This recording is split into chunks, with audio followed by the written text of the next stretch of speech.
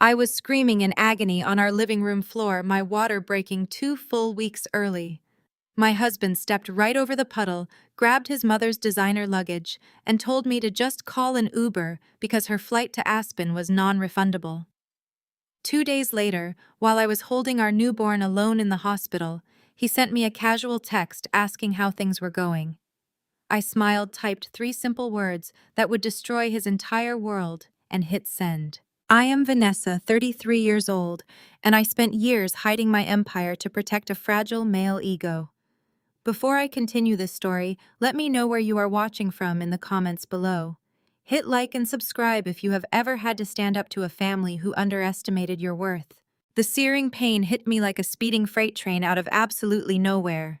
1 second I was standing in our custom-designed kitchen, pouring a glass of ice water, and the very next second, I was doubled over, gripping the cold edge of the marble countertop for dear life. A warm, heavy gush of fluid soaked straight through my gray maternity leggings and pooled onto the expensive Persian rug in the center of the living room. I was only 38 weeks pregnant. Our baby boy was not supposed to arrive for another 14 days. I gasped for air, leaning heavily against the kitchen island, desperately trying to remember the measured breathing techniques I had practiced so diligently in the weekly birthing classes. Those were the same classes I had attended completely alone, because my husband always had some convenient networking excuse to avoid them. Outside the large bay windows, the sharp, relentless honking of a car horn pierced the quiet suburban morning. It was Brenda, my mother-in-law, laying on the horn of her silver Mercedes. She was impatient, loudly demanding attention as usual. Today was the exact day she and my husband Derek were scheduled to fly to Aspen for a luxury ski week. I dragged my heavy body toward the hallway, each step sending a new, terrifying wave of excruciating pressure through my lower back and pelvis. The heavy front door swung open and Derek rushed inside. He was wearing his sharply tailored designer suit, checking his heavy gold watch with an irritated flick of his wrist. He was completely blind to the reality of my condition. He walked right past me, his expensive leather shoes narrowly avoiding the puddle of amniotic fluid on the rug. He headed straight for the hallway closet to grab Brenda's matching vintage luggage set, a set she had explicitly demanded for this trip. "Derek," I cried out, my voice tight and strained with unimaginable pain. "The baby is coming, my water just broke." He stopped dead in his tracks with his hands completely full of heavy leather bags. He looked at me with an expression of sheer, unadulterated annoyance. He did not drop the bags in a panic. He did not rush to my side to support my weight. He actually sighed, letting out a long, exasperated sound, as if my going into labor was a personal insult intentionally designed to inconvenience his travel schedule. "Vanessa, are you kidding me right now?" he groaned, checking the face of his watch yet again. "Mom's first-class ticket to Aspen is strictly non-refundable. If we do not leave for the airport in the next 10 minutes, we are going to miss the flight entirely and lose thousands of dollars." I stared at him, staring at the man I had married, the man who was supposed to be my partner and the father of my child. "I am having our child," I gasped, bracing my back against the wall as another vicious contraction ripped through my abdomen, stealing the breath from my lungs. "You need to take me to the hospital right now." Derek rolled his eyes and adjusted his firm grip on his mother's heavy luggage. "The emergency room is literally 10 minutes down the road. Just grab an Uber." "Do not be so incredibly dramatic, Vanessa. Women give birth every single day. Millions of them do it without making a massive scene and ruining everyone else's plans." I could not believe the heartless words coming out of his mouth. He stepped over the puddle of water on the floor again, shaking his head with an arrogant scoff. "Look, I have an incredibly high-stress job as a bank manager. I deal with multi-million-dollar accounts all week. I need this vacation. I deserve this vacation. You get to sit at home in your sweatpants all day playing with your little freelance bookkeeping spreadsheets. You have absolutely no idea what real pressure looks like." He pointed a manicured finger at me, his face twisting with that familiar patronizing superiority he always used when discussing money. "I pay the bills around here. I keep a roof over your head. The least you could do is not ruin the 1 week of relaxation I get to spend with my mother. Just call a car, go to the hospital, and text me when the baby is born. I will fly back when the ski trip is over. As another massive contraction hit me, an entirely different kind of pain washed over my mind. It was a sharp, cold realization. For 5 long years, I had allowed Derek to firmly believe his $70,000 a year salary at the bank was funding our lavish suburban lifestyle. I let him play the grand role of the big provider because his ego was so incredibly fragile that he could not handle a woman earning more. I never corrected him when he bragged loudly to his country club friends. I never argued when he claimed my freelance work was just a cute little hobby to keep my mind busy while he did the real work. What Derek simply did not know was that I was the founder and sole owner of Vanguard Asset Holdings, a highly lucrative forensic accounting and real estate investment firm. I did not just play with spreadsheets. I audited massive corporate mergers, uncovered complex financial fraud, and owned millions in commercial property across the state. The joint credit card he was currently using to pay for this extravagant Aspen trip, the card he firmly thought was tied to his banking account, was actually funded entirely by my company. I was paying for his luxury vacation. I was paying for his mother's first-class ticket. I was paying for the very privilege he was using as an excuse to abandon me while I brought our child into the world. The horn blasted from the driveway again, longer and significantly louder this time. Brenda was losing her patience and making sure the entire neighborhood knew it. "I have to go," Derek said, turning his back on me without a single second glance or an ounce of hesitation. "Do not forget to lock the door when the Uber gets here. And clean up that wet mess on the rug, it is going to warp the expensive hardwood." "Derek, if you walk out that door right now, do not ever come back," I managed to say, my voice shaking with a potent mixture of physical agony and absolute fiery fury. He paused with his hand on the brass doorknob, let out a short mocking laugh and said, "Yeah, right. You would not last a single day without my paycheck." The heavy oak front door slammed shut behind him. I heard the deadbolt click, followed closely by the aggressive sound of Brenda's Mercedes revving its engine and speeding off down the street. The house fell dead silent, save for my own heavy, ragged breathing echoing off the walls. I sank slowly to the floor, my knees hitting the wet rug as a fresh wave of pain consumed me. I reached into my pocket with trembling fingers to pull out my phone, desperately needing to call for an ambulance or a ride. I tapped the dark screen and my heart dropped straight into my stomach. The battery icon flashed a bright warning red, 2%. I was entirely alone, trapped in a massive house, a baby forcing its way into the world, and my phone was seconds away from dying completely. The red battery icon blinked aggressively on my screen for one final second before the glass went entirely black. My phone was dead. I was completely alone on the hardwood floor, and another massive contraction tore through my lower back, forcing a raw, guttural scream from my throat. I could not wait for an Uber. I could not even call one. I grabbed the sharp edge of the mahogany entryway table, hauling my heavy, trembling body upward. The pain was blinding, a merciless vice grip tightening across my abdomen, radiating down my thighs. I leaned heavily against the hallway wall, leaving a damp trail on the expensive floorboards Derek had just commanded me to clean as I dragged myself toward the heavy oak front door. Every single step felt like wading through wet, thick cement. I twisted the brass deadbolt Derek had just locked behind himself. The crisp, biting suburban morning air hit my face as I stumbled out onto the front porch. My legs gave out completely. I collapsed onto the cold concrete steps, clutching my swollen belly, gasping for oxygen that flatly refused to fill my lungs. The pristine, quiet neighborhood mocked my agony. Sprinklers hissed on perfectly manicured lawns, and a delivery truck idled down the block, entirely oblivious to the fact that my world was breaking apart. "Vanessa!" A sharp, authoritative voice cut through the high-pitched ringing in my ears. I forced my tear-blurred eyes open. Hannah, my next-door neighbor, was sprinting across her pristine lawn, still wearing her navy blue scrubs from her grueling night shift at the local hospital. Hannah was a no-nonsense emergency room nurse who tolerated zero foolishness from anyone, especially the overly entitled men who populated our upscale subdivision. She dropped her heavy canvas tote bag right onto the wet grass and slid her strong arms directly under my armpits. "I have got you," she said, her voice steady, commanding, and lacking any trace of panic. "Breathe with me. We are getting in my car right now. Do not try to speak." She did not waste precious time asking useless questions. She half carried, half dragged my dead weight toward her large SUV parked in the driveway. She wrenched open the passenger door, practically lifting me onto the pristine leather seat. I slumped back, groaning loudly, as another wave of agonizing pressure hit, soaking right through my leggings onto her upholstery. "Hannah, your car," I gasped, gripping the dashboard.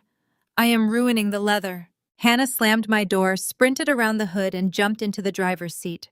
"Screw the leather," she barked, throwing the car into reverse with tires screeching against the asphalt. "It is just a car. Where the hell is Derek? I literally just saw his car in the driveway 10 minutes ago when I pulled in." The engine roared as she blasted the heat and merged recklessly onto the main road. "He went to the airport," I choked out, squeezing my eyes shut as the contraction peaked. "He took his mother to Aspen." Hannah swerved aggressively around a slow-moving landscaping truck, her jaw clenched so tightly a visible muscle ticked in her cheek. "Aspen," she repeated the word, dripping with pure, unadulterated venom.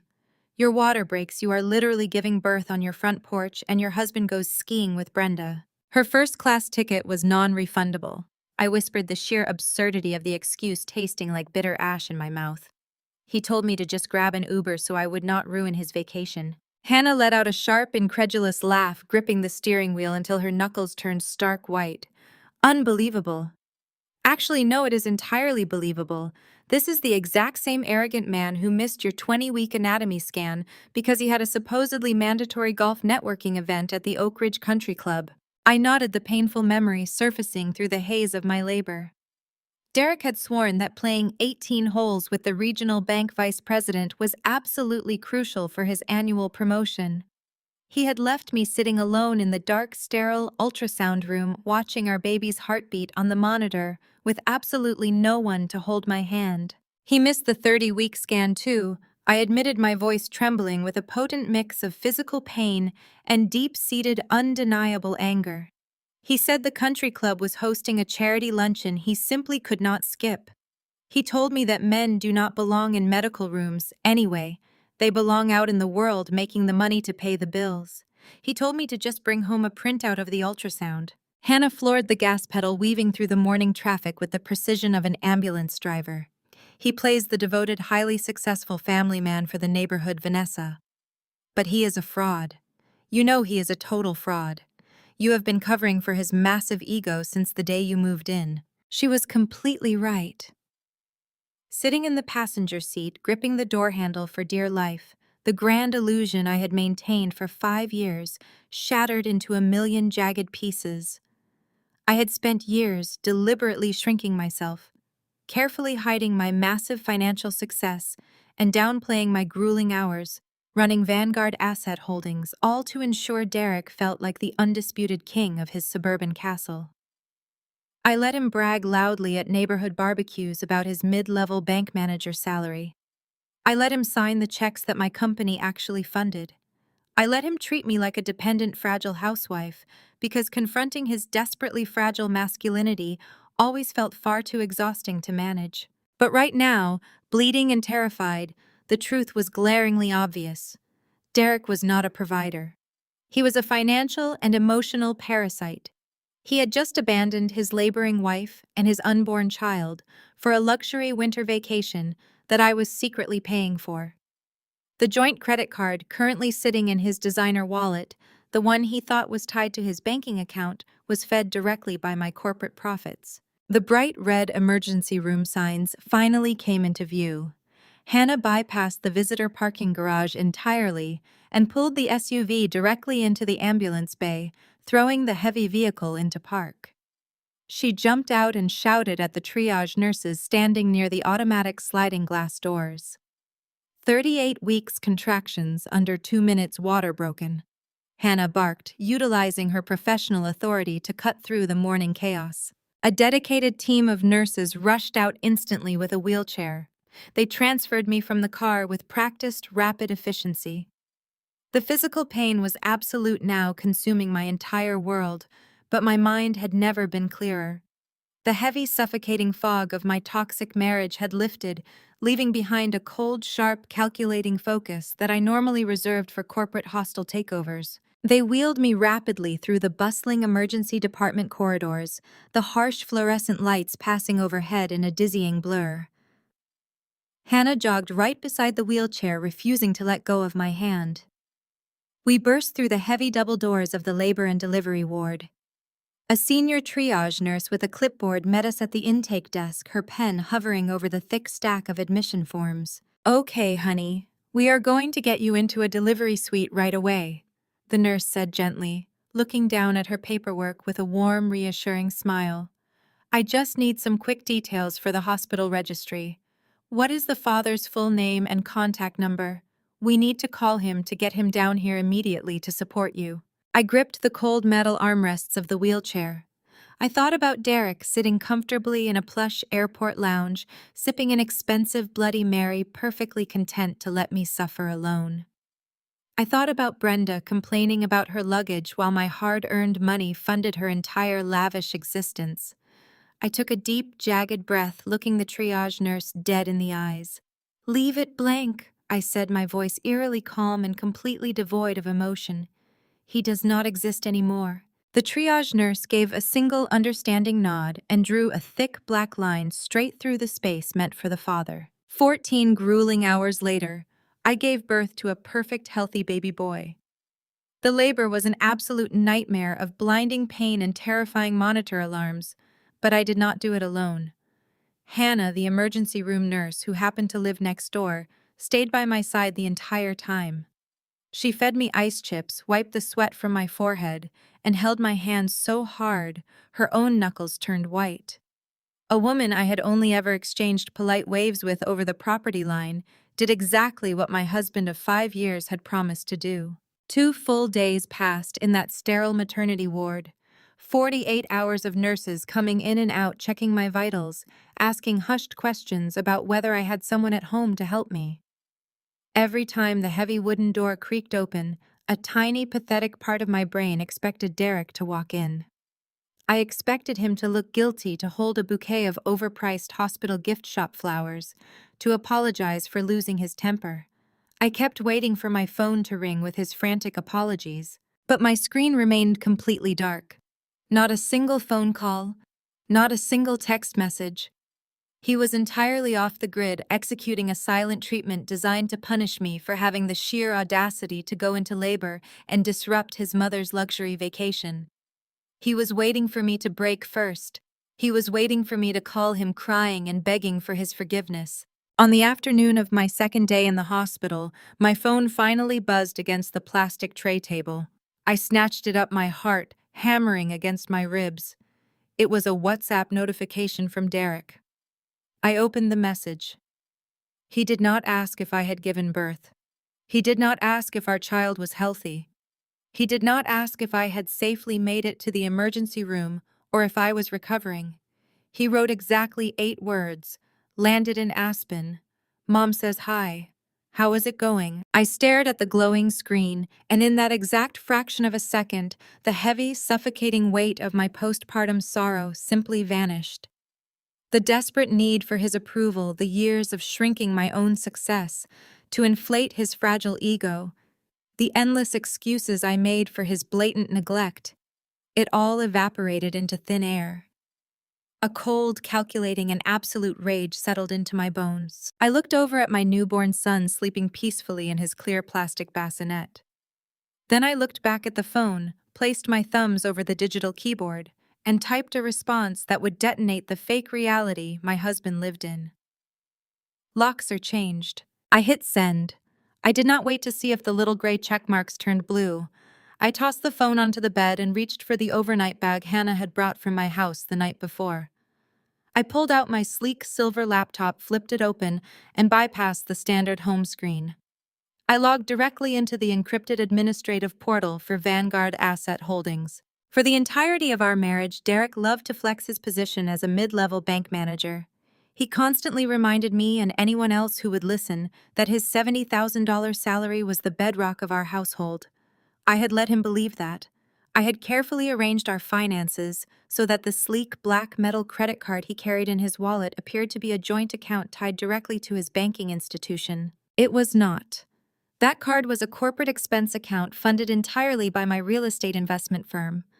I had been subsidizing his arrogance for years. I navigated to the active accounts page and clicked on his specific card. The pending transactions from the last 48 hours populated on the screen, and the sheer entitlement of it made my blood boil. $800 at a high-end Aspen steakhouse, $2,000 at a luxury ski resort spa for a deep tissue massage for Brenda, $500 for premium ski rentals. While I was screaming in agony, pushing his child into the world, he was buying his mother a spa day with my money. I moved my cursor over the bright red button on the screen. I did not just temporarily lock the card. I permanently revoked his authorized user status and completely closed the line of credit. The screen refreshed, confirming the account was dead. Next, I picked up my phone and dialed the premium security firm that serviced our upscale neighborhood. A dispatcher answered immediately. I told him I needed an emergency priority service at my address. I did not want a simple rekey. I ordered a complete system override of the entire property. New electronic deadbolts on every exterior door, new biometric scanners for the garage, and a complete wipe of all existing security codes. I paid a $500 rush fee without blinking to guarantee the technicians would be there within the hour. The dispatcher confirmed the appointment, and I leaned back against the stiff hospital pillows. The trap was set. By the next morning, I was sitting in my hospital bed, fully dressed, waiting for the final discharge papers to clear. Hannah was already on her way to bring the SUV around to the front entrance to take me and the baby home. Suddenly, a sharp chime echoed from my phone. It was a motion detection alert from my home security application. I opened the live camera feed from my front porch. Derek was standing right there. He must have scrambled onto a miserable overnight flight the absolute second his precious black card was declined at the Aspen ski lodge, leaving his mother behind to deal with the fallout. He was still wearing his expensive winter coat, holding his leather briefcase, his face twisted into a mask of pure, unadulterated fury. I watched the live video stream as he aggressively punched his familiar 6-digit code into the electronic keypad on the front door. He grabbed the handle and yanked. The heavy door did not budge an inch. He punched the numbers in again, hitting the keypad so hard I could see his knuckles turning white through the high-definition camera lens. The security system flashed a bright, unforgiving red light. Access denied. He slammed his fist against the solid oak door, shouting something completely inaudible at the wood. I smiled, locked my phone screen, and carefully lifted my son into his car seat. It was time to go home and meet my husband. Hannah's SUV turned onto my pristine suburban street. I could already see Derek pacing furiously on the front porch. He was violently kicking the base of the heavy oak door, his expensive cashmere coat flapping around his legs. I told Hannah to bypass the driveway entirely and pull around to the rear alleyway. My newly updated security system included the garage bay doors, which I opened with a single tap on my phone screen. We slipped inside the house completely undetected. The thick, insulated walls of the garage completely muffled Derek's shouting. I carried my sleeping son through the mudroom and into the main hallway. The exact moment my foot stepped onto the hardwood floor, Derek's voice boomed through the thick front door. "Are you insane in there, Vanessa? Open this door right now or I am calling the cops to drag you out." He pounded his heavy fist against the wood so hard the decorative glass panes rattled aggressively in their frames. I stood quietly in the foyer, rocking my newborn, listening to the man who had abandoned me 2 days ago demand entry into a house he did not even own. Hannah stood right next to me, her arms crossed tight across her chest, entirely ready to intervene. I held up my hand to stop her. I wanted to hear exactly how he would spin this. Derek did not disappoint me. He took a wide step back from the door and shouted for the benefit of any neighbors who might be peeking through their expensive window blinds. "I work 50 hours a week managing a bank branch to pay for this house. I provide everything for you. You sit around all day playing with your little bookkeeping hobby, and this is how you repay me. You get a little postpartum depression and decide to lock me out of my own property. The sheer audacity of his lies was absolutely breathtaking. He actually believed his own fabricated narrative. He truly believed his mid-level salary paid the massive mortgage on a multi-million-dollar property. He had never once bothered to look at the actual banking routing numbers that automatically drafted the payments every single month. He was completely oblivious to the fact that those payments linked directly to Vanguard Asset Holdings, a company I built from the ground up. I had let him play the big provider because his ego was so incredibly fragile that he could not handle a woman earning more than him. I had protected his pride, and he rewarded me by leaving me to give birth alone. When I did not respond to his shouting, he pulled out his phone. I watched him through the live security camera feed on my tablet. He dialed 911. He immediately dropped his aggressive, demanding tone, slipping effortlessly into the role of the exhausted, deeply concerned husband. "Yes, I need an officer at my residence," he said, pacing the length of the porch. "My wife just gave birth and she is having some sort of severe psychological break. She changed the locks on our house and she is holding our newborn baby inside. I am terrified she might do something drastic. I am the sole provider. It is my house and I need help getting inside to ensure my son is safe." Hannah gasped in pure outrage, taking a hard step toward the door. I grabbed her arm and shook my head. "Let him dig the hole," I whispered softly, gently swaying side to side to keep the baby asleep. "He is about to bury himself." It took exactly 7 minutes for 2 police cruisers to pull up to the curb, their lights flashing silently against the manicured lawns of our quiet street. 2 officers stepped out, their hands resting cautiously on their duty belts. Derek practically ran down the driveway to meet them, putting on an award-winning performance. He ran his hands through his hair, looking frantic and desperately worried. "Officers, thank goodness you are here," Derek pleaded, his voice cracking with heavily manufactured emotion. "My wife is inside. She is completely unstable. Her hormones are completely out of control. I just got back from a desperately needed business trip and she locked me out. She has our 2-day-old son in there. You have to break the door down. I pay the mortgage on this house and I have the legal right to secure my property and my child." He tried to play the camaraderie card, giving the male officers a look that suggested they all understood how hysterical women could be. The lead officer, a tall, broad-shouldered man with a stern expression, held up a hand to calm Derek down. "Sir, we are not going to break down any doors just yet. Let us try to make contact first." The officers walked up the porch steps, Derek trailing closely behind them, practically vibrating with smug anticipation. He thought he had won. He thought the police would intimidate me into submission, that I would open the door crying and begging for his forgiveness in front of the authorities. He fully expected to walk back into his kingdom and put me in my place. The lead officer knocked firmly on the thick oak wood. "Ma'am, this is the police. We need you to open the door so we can verify everyone is safe inside." I looked down at my sleeping son. He was bundled perfectly in his soft blue blanket, completely unaffected by the chaos outside. I took one slow, centering breath. I was done shrinking myself. I was done hiding my empire to protect a man who possessed zero loyalty. I reached out and turned the brand new brass deadbolt. I swung the heavy door wide open. I did not look disheveled. I did not look hysterical. I was wearing a sharp, tailored navy blazer over a crisp white blouse, my hair pulled back perfectly. I looked exactly like the chief executive officer I actually was. Derek sneered, stepping forward to aggressively push past the officers. "It is about time you stopped this crazy nonsense," he snapped. "Move out of my way." I ignored him completely. I kept my eyes locked solely on the 2 police officers standing on my welcome mat. "Good morning, officers," I said, my voice steady, polite, and ringing with absolute authority. "I appreciate you coming out so quickly to remove this trespasser from my property." Derek let out a loud, scoffing laugh, throwing his hands in the air. "Trespasser. I am her husband. This is my house. Tell her to step aside right now before I press charges." I reached into the deep inside pocket of my tailored blazer with my free hand. I pulled out a single perfectly folded, crisp legal document with a heavy red notary seal pressed firmly into the bottom corner. I bypassed my arrogant husband entirely, reaching right past him, and handed the thick parchment directly to the lead officer. The lead officer took the heavy parchment from my outstretched hand.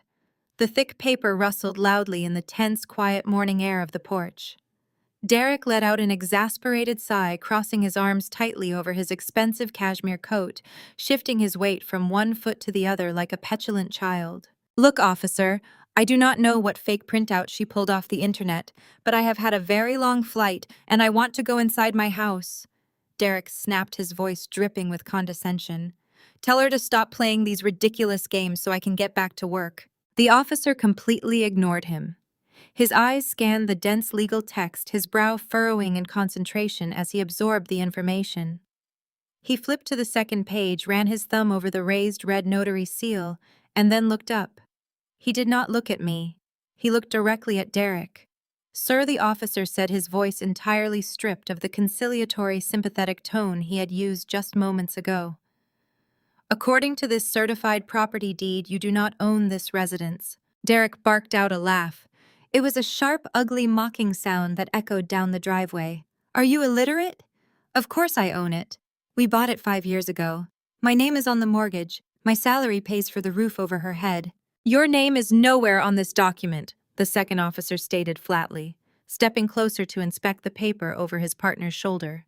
"This property is owned outright with zero existing mortgage by Vanguard Asset Holdings, LLC. And the attached operating agreement clearly designates Vanessa as the sole managing director and legal owner of that corporate entity." Derek stared at the two uniformed officers, as if they had suddenly started speaking a foreign language. He blinked rapidly, the arrogant, superior smirk melting off his face in real time. It was replaced by a deep, mottled shade of red creeping up his neck. He lunged forward, trying to aggressively snatch the paper from the officer's hands. The second officer instantly stepped between us, resting a firm hand on his utility belt, a clear warning. "Step back, sir. Right now." "I pay the mortgage!" Derek screamed, his polished country club facade cracking into a million pieces. Flecks of spit flew from his mouth. "I am a regional bank manager. I transfer $4,000 a month into our joint account to pay for this property. She is a freelance bookkeeper. She sits at home in sweatpants. She does not have the capital to buy a house like this." I reached into the same interior pocket of my tailored blazer and pulled out a slim black leather portfolio. I flipped it open and handed the officers the second piece of my meticulously prepared trap. It was a certified financial trace complete with routing numbers, wire transfer receipts, and comprehensive corporate bank statements. "You transfer $4,000 a month into a dummy account that I set up to make you feel like a man," I said, my voice carrying clearly and crisply across the manicured lawn. I wanted the neighbors whose blinds were actively twitching in their living room windows to hear every single syllable. "Your mid-level salary barely covers your weekly golf networking fees, your tailored suits, and your mother's relentless demands. You have not contributed a single dime to the actual equity of this house in 3 full years." I looked Derek up and down, taking in the pathetic, hollow reality of the man I had married. "I paid off the remaining mortgage balance through Vanguard 36 months ago." I continued, my tone cold and calculated. "I just let you keep transferring your meager contribution into a debt account because your fragile masculinity could not handle the fact that your wife builds empires while you manage a local bank branch." Derek's mouth opened and closed. He looked like a fish suffocating on dry land. He reached for his back pocket, pulling out his designer leather wallet with trembling hands. The black card, he stammered, his eyes wide and frantically searching his wallet. "The joint credit card. I use it for everything. It is tied to my bank." "It is a corporate expense card," I corrected smoothly, shifting the weight of my sleeping newborn against my chest. "Funded entirely by my corporate profits. The exact same profits that paid for your luxury ski rentals and your mother's deep tissue massage while I was bleeding on the floor of the delivery room. I revoked your authorized user status this morning while you were 30,000 feet in the air. You are entirely cut off." Hannah, standing silently beside me this entire time, let out a low, deeply satisfied whistle. The lead officer handed the financial documents back to me, nodding respectfully. He then turned his full, imposing physical presence toward Derek. "Sir, you have absolutely no legal claim to this property, and you are not listed on the deed. The legal homeowner has explicitly asked you to leave. You are now officially trespassing." "You cannot do this," Derek pleaded, his voice dropping an octave, the terrifying reality of his total financial ruin finally settling into his bones. He looked past the heavy police presence, locking his desperate, panicked eyes on mine. "Vanessa, please. I am the baby's father. We are a family. You cannot just throw me out on the street like this. I have nowhere to go." "You should have thought about that before you stepped over my broken water to carry your mother's vintage luggage," I replied, staring blankly at his tears. "You made your choice on the living room floor. Now I am making mine." "Sir, I am not going to ask you again," the second officer warned, taking a definitive aggressive step toward Derek. "You need to vacate the premises immediately. If you refuse to leave, or if you cause any further disturbance to this neighborhood, you will be placed in handcuffs for trespassing and disturbing the peace. Turn around and walk away." Derek looked at the officers, looked at Hannah's fierce protective stance, and finally looked at me. He had absolutely nothing left. He had no leverage, no financial power, and no stolen wealth to hide behind. His shoulders slumped, the arrogant posture completely vanishing into thin air. He looked small, weak, and entirely pathetic. He slowly backed down the porch steps, his expensive leather shoes dragging against the concrete walkway. He did not look like a highly successful regional bank manager anymore. He looked like a man who had just watched his entire fake universe burn to the ground. He reached the end of the long driveway, stopping right where the perfectly manicured grass met the public sidewalk. He stood there shivering in the crisp morning air, completely isolated and utterly destroyed. Suddenly, the heavy silence of the neighborhood was shattered by a sharp, aggressive ringing. Derek reached into his heavy winter coat pocket and pulled out his phone. The bright screen illuminated his pale, defeated face. Even from the elevated porch, I could see the caller ID flashing in bold, demanding letters. It was Brenda. His hand was visibly shaking as he swiped the screen to accept the call. He brought the device to his ear, but he did not even get the chance to say hello. Brenda's voice exploded through the tiny speaker, piercing the morning air, screaming hysterically from Aspen. Derek fumbled blindly with his phone, his frozen fingers slipping against the glass screen. In his sheer panic, under the heavy scrutiny of the two police officers, he accidentally swiped the green icon and engaged the speakerphone. "Derek Blackwood, you need to call your useless wife, right? This exact second," Brenda shrieked. Her shrill, demanding voice echoed loudly across the manicured lawns of our quiet suburban street, amplified perfectly in the crisp morning air. Derek opened his mouth, but his vocal cords entirely failed him. He stood paralyzed on the sidewalk. "I am standing at the checkout counter of the Montclair boutique in the center of Aspen." Brenda continued, her voice escalating to a near hysterical pitch. "I just tried to purchase a $4,000 mink-lined ski jacket, and the sales clerk had the absolute audacity to tell me the card was declined." "Declined, Derek." The woman looked at me like I was some kind of street beggar. "People are staring at me." "Mom, listen to me." Derek finally choked out his eyes, darting frantically between the unamused police officers and my completely impassive face. "I cannot deal with this right now. We have a major situation." "I do not care about your situation," Brenda snapped right back, the entitlement practically dripping from the phone speaker. "This is exactly what I warned you about when you married a glorified calculator. Her cheap bookkeeping errors are humiliating me in public. You need to call her and tell her to fix whatever spreadsheet she messed up immediately. I have a spa appointment at the St. Regis in 20 minutes and I refuse to be embarrassed again. Tell her to transfer funds right now." The lead police officer crossed his arms over his chest, looking at Derek with a mixture of profound pity and utter disgust. Hannah let out a short, sharp laugh from the porch, thoroughly enjoying the implosion of Derek's carefully constructed universe. Derek stared at his phone, completely devoid of any possible explanation. He could not tell his mother that the limitless black card she had been treating as her personal slush fund belonged to a company she had spent 5 years actively mocking. He could not admit that he was currently standing on the sidewalk being legally evicted from a multi-million-dollar property he had never actually owned. I shifted my newborn son securely against my shoulder, the soft warmth of his blanket pressing against my neck. I stepped forward, walking slowly and deliberately to the very edge of the porch railing. I looked down at the man who had abandoned me on the floor of our home just 48 hours ago. I pitched my voice loudly and clearly so the microphone on his phone would pick up every single syllable. "I canceled the card, Brenda," I announced. "I am shutting down the free ride. Have fun skiing back to reality." There was a sharp gasp on the other end of the line, followed by a frantic sputtering sound, but I did not wait to hear Brenda's response. I turned my back on the street, walked right back inside my beautiful, secure home, and firmly shut the heavy oak door.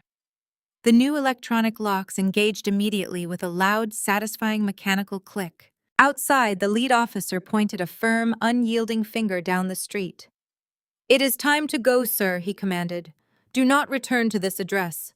If we have to come out here again, you will be leaving in the back of my cruiser." Derek did not argue. The fight had been completely drained out of him. He shoved his phone into his pocket, silencing his mother's frantic screaming, and walked heavily toward his mid-sized sedan parked at the curb. He climbed into the driver's seat, his hands gripping the steering wheel. He watched the police cruiser idle behind him, making sure he actually drove away. He threw the car into drive and merged onto the main road, driving aimlessly for 10 miles, until he pulled into the desolate, empty parking lot of a strip mall. He cut the engine. The silence in the car was deafening. The luxury winter vacation was over. His house was gone. His limitless spending power had simply vanished. He pulled out his phone and opened his personal banking application. For years, he had aggressively bragged about managing multi-million-dollar accounts for his bank clients, presenting himself as a financial genius. The reality staring back at him on the digital screen was pathetic. His personal checking account balance was $312. Every single paycheck he earned went directly toward funding his illusion of grandeur. Country club dues, tailored suits, expensive lunches with his so-called networking buddies, and leasing the very car he was currently sitting in. He had never saved a dime because he firmly believed the Vanguard Asset Holdings corporate account, which he assumed was just our joint family money, would always be there to cover the mortgage, the utilities, and the lifestyle he loved to flaunt. He had $300 to his name. He could not afford a last-minute flight back to Aspen to join his mother. He could not even afford a decent hotel room for the week in Portland. The harsh winter temperature was already dropping rapidly. The leather seats of his car felt like blocks of ice against his back. He reached down and pulled the lever, reclining his seat as far back as it would go. He was a highly successful regional bank manager, and he was going to sleep in a strip mall parking lot. But as the freezing night air crept through the windows, Derek's deep-seated narcissism kicked into high gear. He absolutely refused to accept defeat. He refused to acknowledge that he was a parasite who had been entirely dependent on his wife's massive success. In his twisted mind, he was still the victim.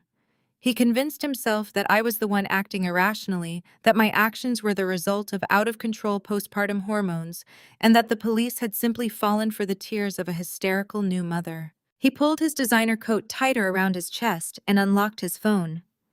He bypassed Brenda's 27 missed calls and opened a new message thread to his older sister Megan. Megan was a junior partner at a ruthless downtown law firm, sharing the exact same aggressive entitled DNA as Derek and their mother. Derek stared at the glaring screen, his bruised ego demanding immediate retribution. He ignored his freezing hands, ignored the fact that he had missed the birth of his only child, and typed out his declaration of war. "We need a lawyer. Vanessa has completely lost her mind. She is having a psychotic break and locked me out of the house. I am taking the baby." Megan did not just reply to Derek's desperate freezing parking lot text. She immediately orchestrated a digital war. Sitting in her high-rise corner office, she recognized that Derek had absolutely zero financial leverage, no legal standing on the property, and zero access to cash. The only weapon they had left was public perception. They needed to control the narrative before I did. Megan knew exactly how to weaponize society's inherent bias against women, especially new mothers. Within 45 minutes, the digital assault began. I was sitting in the warm, quiet nursery nursing my son in the rocking chair when my phone vibrated on the side table. Then it vibrated again and again. A sudden, relentless avalanche of chimes and buzzes filled the peaceful room. Hannah, who was sorting through a stack of fresh baby clothes on the floor, frowned and picked up the device. Her eyes widened, her jaw dropping slightly as she scrolled. Hannah said, her voice tight with disbelief and rising anger. "You need to see this right now." I gently burped my sleeping son, settled him into his crib, and took the phone. Derek had posted a massive multi-paragraph status across every single social media platform. He had tagged my personal accounts, my business page, and dozens of our mutual acquaintances. He had even uploaded a carefully cropped photo of himself standing on my porch from that morning, looking disheveled, deeply concerned, and utterly devastated. The text below the photo was a masterpiece of legal maneuvering disguised as a desperate plea for help. Friends and family, I am writing this with a completely broken heart. I am begging for your prayers. My wife, Vanessa, is suffering from a severe, undiagnosed case of postpartum psychosis. While I was traveling to secure our family's financial future, she suffered a complete break from reality. She has illegally changed the locks on our home.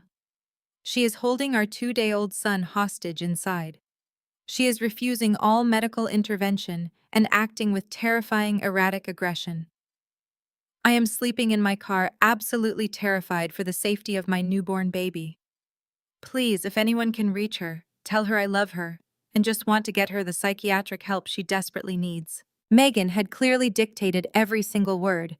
It hit all the right legal trigger points: psychosis, hostage, terrifying aggression, psychiatric help. The fallout was instantaneous. My phone was a glowing, vibrating beacon of manufactured outrage. Relatives I had not spoken to in years, country club wives who relied on Derek for banking favors, and mutual friends who had always preferred his charismatic charm over my quiet ambition were flooding my inbox. Vanessa, what is wrong with you? Let Derek see his son. We always knew you were too highly strung, Vanessa. You need to go to a hospital right now. How could you do this to the man who gave you everything? Derek worked so hard for you. Aunt Sylvia, a woman who had notoriously borrowed $10,000 from Derek last year, money that came directly from my Vanguard account, sent a scathing voice message. I hit play, listening to her shrill, condescending tone fill the nursery. You are an absolute disgrace, Vanessa. Derek gave you that beautiful house, and this is how you repay him. Postpartum is no excuse for being a vindictive, crazy woman. Open that door before you ruin your child's life. Hannah snatched the phone from my hand, her face flushed red with absolute fury. Give me the laptop, Hannah demanded, her fingers hovering aggressively over the keyboard. I am going to destroy him. I will post the Vanguard financial trace. I will post the credit card cancellation. I will tell the entire world that he was on a luxury ski trip with his mother while you were pushing his child out alone. No, I commanded, my voice dropping to a low, icy whisper. Do not type a single word. Do not engage. Are you kidding me? Hannah shouted, waving the phone. He is assassinating your character in front of the entire world. They are calling you crazy. I walked calmly over to my heavy oak desk and opened my laptop. I did not log into my social media to defend myself. I did not write a tearful defensive rebuttal. I opened a brand new encrypted legal folder on my desktop. Let them type, I said, clicking the screen recording software. Let Derek build his own coffin. I methodically moved through every single social media platform. I took high-resolution screenshots of Derek's original posts. I archived the exact timestamps. I screen-recorded every single comment, saving the names of the people accusing me of mental instability. I downloaded the text messages and the voicemails from his enablers. Every single lie Derek posted was not just an insult. It was a documented, time-stamped piece of evidence for a massive defamation lawsuit.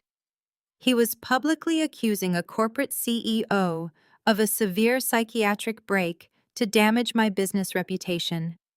He was demonstrating a coordinated effort to weaponize mental health. I saved it all. I backed it up to 3 separate cloud servers. "You are too calm," Hannah muttered, pacing the length of the nursery, watching me build the ironclad legal file. "He is planning something else. Megan is too smart to just leave it at a Facebook post." Hannah was entirely right. The social media smear campaign was not the actual weapon. It was just the smokescreen. The heavy, resonant chime of the front doorbell echoed up the sweeping staircase. It was not the erratic, aggressive pounding of Derek trying to break in. It was a sharp, official, businesslike ring. Hannah and I exchanged a brief, understanding look. I walked out of the nursery, my footsteps silent on the hardwood floors, and made my way down to the grand foyer. I checked the high-definition security monitor mounted by the door. A man in a plain gray suit stood on the welcome mat holding a thick manila envelope. He held a clipboard in his other hand. I unlocked the deadbolt and pulled the heavy door open. "Vanessa Blackwood?" the man asked, his tone devoid of any emotion. "Yes," I replied, standing tall in my tailored blazer, looking entirely sane, composed, and in charge. "You have been served," he stated flatly, thrusting the thick manila envelope into my hands, before immediately turning and walking quickly back to his unassuming sedan parked on the street. I did not need to open the envelope to know what Megan had done, but I pulled the tab and slid the heavy stack of legal documents out anyway. The bold black text at the top of the first page confirmed my absolute worst suspicions. It was an emergency ex parte motion for full, immediate physical custody of my 2-day-old son. Megan had completely bypassed standard family court procedures. She had taken Derek's fabricated social media narrative directly to a judge. I read the specific highlighted grounds for the emergency removal order printed halfway down the page. The petitioner, Derek Blackwood, requests immediate intervention and removal of the infant due to an imminent life-threatening danger to the child caused by severe maternal mental illness and diagnosed postpartum psychosis. I stared at the thick stack of legal papers in my hands, the cold reality of Derek's vicious escalation washing over me. He was not just trying to scare me, he was trying to take my newborn son. Less than 10 miles away, inside the aggressively modern cold white walls of Brenda's luxury penthouse condo, a premature victory celebration was already in full swing. Brenda had booked the first available private charter back from Aspen the very second her credit cards were declined. She was completely furious, deeply humiliated, and absolutely ready for war. She paced the length of her expansive marble living room, her expensive designer heels clicking sharply against the stone, a crystal glass of heavy red wine sloshing dangerously in her hand. Derek was sprawled comfortably across her massive white leather sectional. He looked entirely too relaxed for a man who had spent the previous night freezing and crying in a strip mall parking lot. He had showered, shaved, and slipped right back into his delusion of grandeur. Next to him sat his sister Megan. She had her sleek silver laptop balanced on her knees, her fingers flying across the keyboard as she reviewed the devastating legal trap she had just set for me. The judge barely even glanced at the secondary evidence. Megan laughed, taking a long sip of her wine. "I used every single buzzword in the book for that emergency motion. Imminent danger, maternal instability, severe psychosis. Family court judges are absolutely terrified of leaving a newborn with an unstable mother. The temporary custody order is practically a guarantee at this point." Derek let out a loud, arrogant chuckle, swirling the liquor in his glass. "I cannot wait to see the look on her face when the police show up to physically remove the baby. She thought she could lock me out of my own house. She thought she could cut off my mother. Now she is going to lose her child, and she is going to pay me for the privilege." Brenda stopped pacing and pointed a perfectly manicured acrylic finger at her son. "You make sure you go after the business, Derek. That Vanguard company she plays around with. You are entitled to half of everything she built during the marriage. I want her completely liquidated. We will force a sale on that ridiculous Beacon Hill house, and you will get alimony for the next 18 years. Sitting in the dimly lit corner of the expansive living room nursing a glass of imported scotch was Trayvon. He was Megan's husband, a highly successful, brilliantly sharp commercial architect. For 5 long years, Trayvon had sat silently through these insufferable, toxic family gatherings. He had endured their suffocating collective narcissism, their endless scheming, and their casual, insidious racism.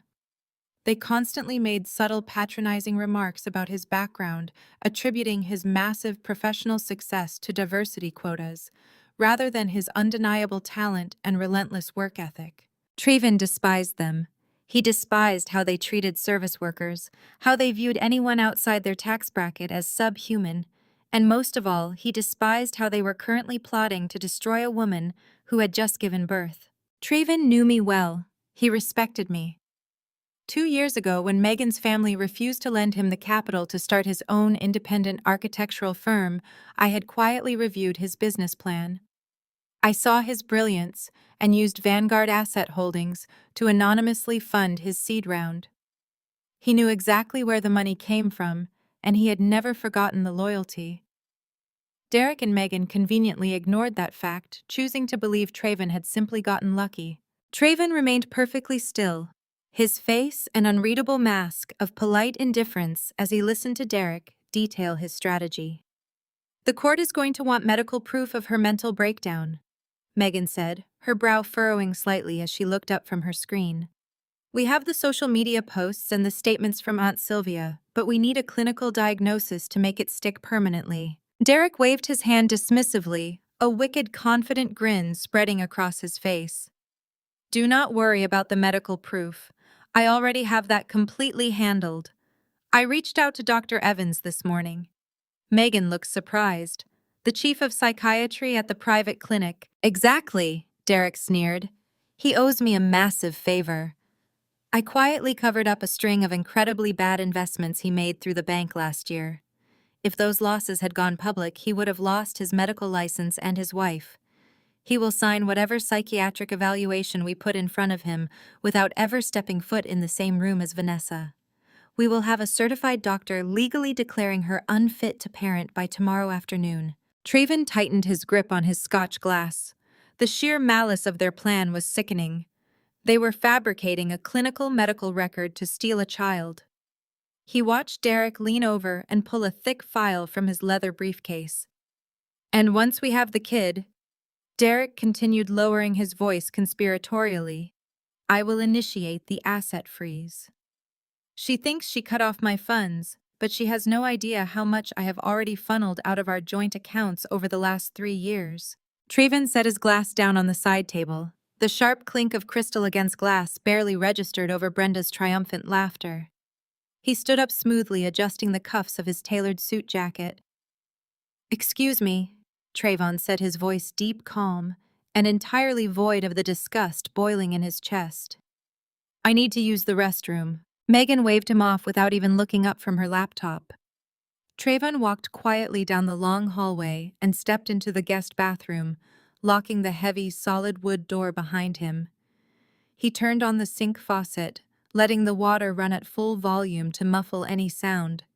He reached into the interior pocket of his suit jacket and withdrew a cheap prepaid burner phone. He had purchased it months ago for exactly this kind of situation, knowing his wife regularly checked his personal call logs. Back in my foyer, I was still holding the devastating ex parte motion when my personal cell phone began to vibrate in my blazer pocket. I pulled it out. The screen displayed an unknown number. I normally ignored unknown calls, but my instincts screamed at me to answer. I swiped the green icon and brought the phone to my ear. "Hello, Vanessa, it is Trayvon." The deep, hurried voice echoed through the speaker. "Do not speak. Just listen to me very carefully." I froze, my eyes widening as I clutched the phone tighter. "They are sitting in Brenda's living room right now, plotting your absolute ruin," Trayvon warned, his voice low and urgent over the sound of running water. Megan filed that emergency motion, but that is just the beginning. They are bribing a shady psychiatrist named Dr. Evans. He owes Derek a massive financial favor from the bank. Evans is going to sign a fabricated psychiatric evaluation declaring you legally unfit and fully psychotic. They plan to submit it to the judge tomorrow. My blood ran ice cold. They were going to forge medical records. And Vanessa Trayvon continued, his tone turning even more serious. "Derek is not as broke as he wants you to think. He has been silently siphoning money from your joint accounts for years. Check his offshore accounts. I was at your house last month and I saw a thick blue folder sitting on his home office desk. It has all his hidden routing numbers. Find it before he sends his lawyer to collect his things. Before I could even process the magnitude of what he was saying, Trayvon spoke one last time. Burn them to the ground, Vanessa. The line went dead. The line went dead, leaving nothing but the sterile dial tone echoing in the quiet foyer. Trevon's final words hung heavy in the air. Burn them to the ground. I lowered the phone slowly, the metallic chill of the device grounding me. Hannah stepped out of the nursery, her eyes immediately zeroing in on the thick manila envelope in my hand. I handed her the custody motion without a single word. Her eyes scanned the legal jargon, and I watched the color drain completely from her face. She looked up, her mouth open to scream her outrage, but I held up a single finger. We do not have time for anger, I said, my voice completely devoid of emotion. I am going to work. I walked past her and strode directly down the hall to my home office. I locked the heavy double doors behind me. The room was dark, illuminated only by the faint blue glow of my custom-built multi-monitor workstation. Derek had always mocked this room. He called it my little craft corner. He was entirely oblivious to the fact that this room was the command center of Vanguard Asset Holdings, a firm that managed 8-figure portfolios. My mind instantly shifted gears, discarding the terrified mother and unleashing the forensic accountant. Trayvon had mentioned a blue folder on Derek's desk containing his hidden routing numbers. But I did not need physical paper. Derek was a creature of immense arrogance and profound laziness. He genuinely believed he was the smartest person in any room, which meant he never bothered to cover his digital tracks. He used the exact same variation of his college fraternity nickname and his birth year for every single password. Furthermore, in his frantic rush to abandon me and run to the airport 2 days ago, he had left his synced personal iPad charging on his nightstand. I retrieved the tablet, bypassed his painfully simple passcode, and mirrored the device to my primary monitor. I cracked my knuckles and dove directly into the financial matrix. I started with the joint accounts he thought I could not see. I ran a customized tracking script tracing every single external wire transfer over the past 36 months. Within 10 minutes, the hidden architecture of his deception began to materialize on my screen. Trayvon was absolutely right. Small, consistent increments of money had been bleeding out of our accounts, funneled through a digital labyrinth, before landing in an offshore holding company registered in the Cayman Islands. But as I dug deeper into the offshore ledgers, the true horrifying scope of his actions snapped into focus. My heart hammered against my ribs, not from fear, but from the sheer adrenaline of the discovery. He was not just stealing from me. The incoming wire logs displayed hundreds of thousands of dollars flowing into the Cayman account from sources completely unaffiliated with my company.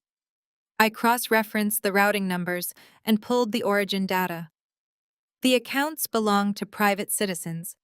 Specifically, they belonged to elderly, high-net-worth clients at Derek's regional bank branch. Derek was actively siphoning retirement funds from vulnerable seniors, moving their money through a complex series of dummy shell companies and washing the stolen cash through his offshore accounts. My husband, the man trying to have me committed for mental instability, was executing a massive coordinated federal embezzlement scheme. I sat back in my ergonomic leather chair, staring at the glowing numbers. A bank manager making a comfortable 6-figure salary did not steal from retirees without a desperate consuming motive.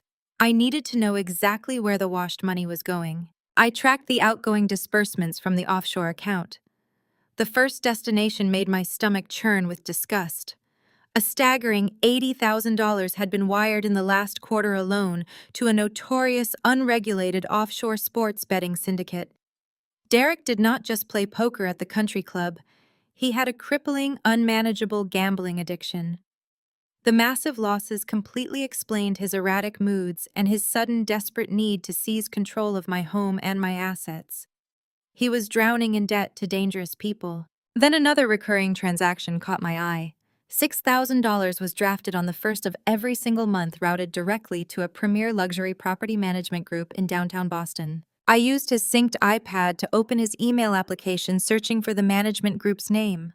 I found the digital lease agreement buried in an archived folder. I opened the PDF and scrolled to the tenant signature line. The luxury penthouse was not leased under Derek's name. The primary tenant was listed as Chloe Evans. I stared at the name, a cold, bitter realization washing over me. Chloe Evans was the 23-year-old bank teller Derek had introduced me to at his corporate holiday party last winter. He had called her his bright new protégée.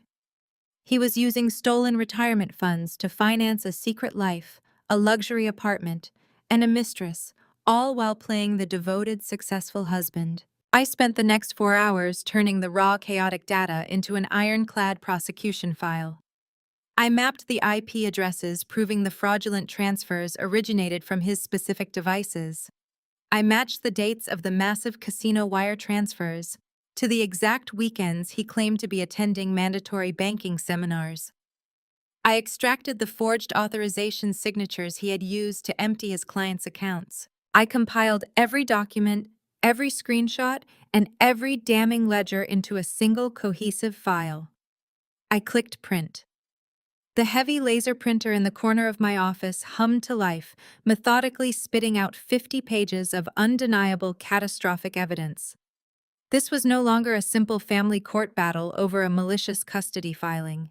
This was a direct, irrefutable ticket to federal prison. I gathered the warm, freshly printed pages and aligned them perfectly, sliding the heavy stack into a thick black binder.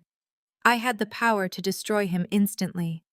A single phone call to the FBI Financial Crimes Division would end his life today. But going to the police right now would tip his hand, and I needed to deal with the immediate threat of his corrupt psychiatrist first. A soft knock interrupted my thoughts.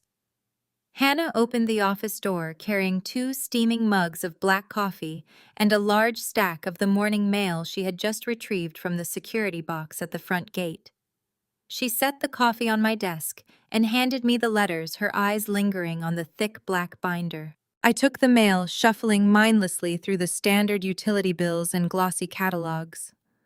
But wedged right in the middle of the stack was something entirely out of place. It was a heavy, oversized, cream-colored envelope made of thick, textured cardstock. It was sealed on the back with a dark crimson wax stamp. I flipped the envelope over my brow, furrowing in confusion.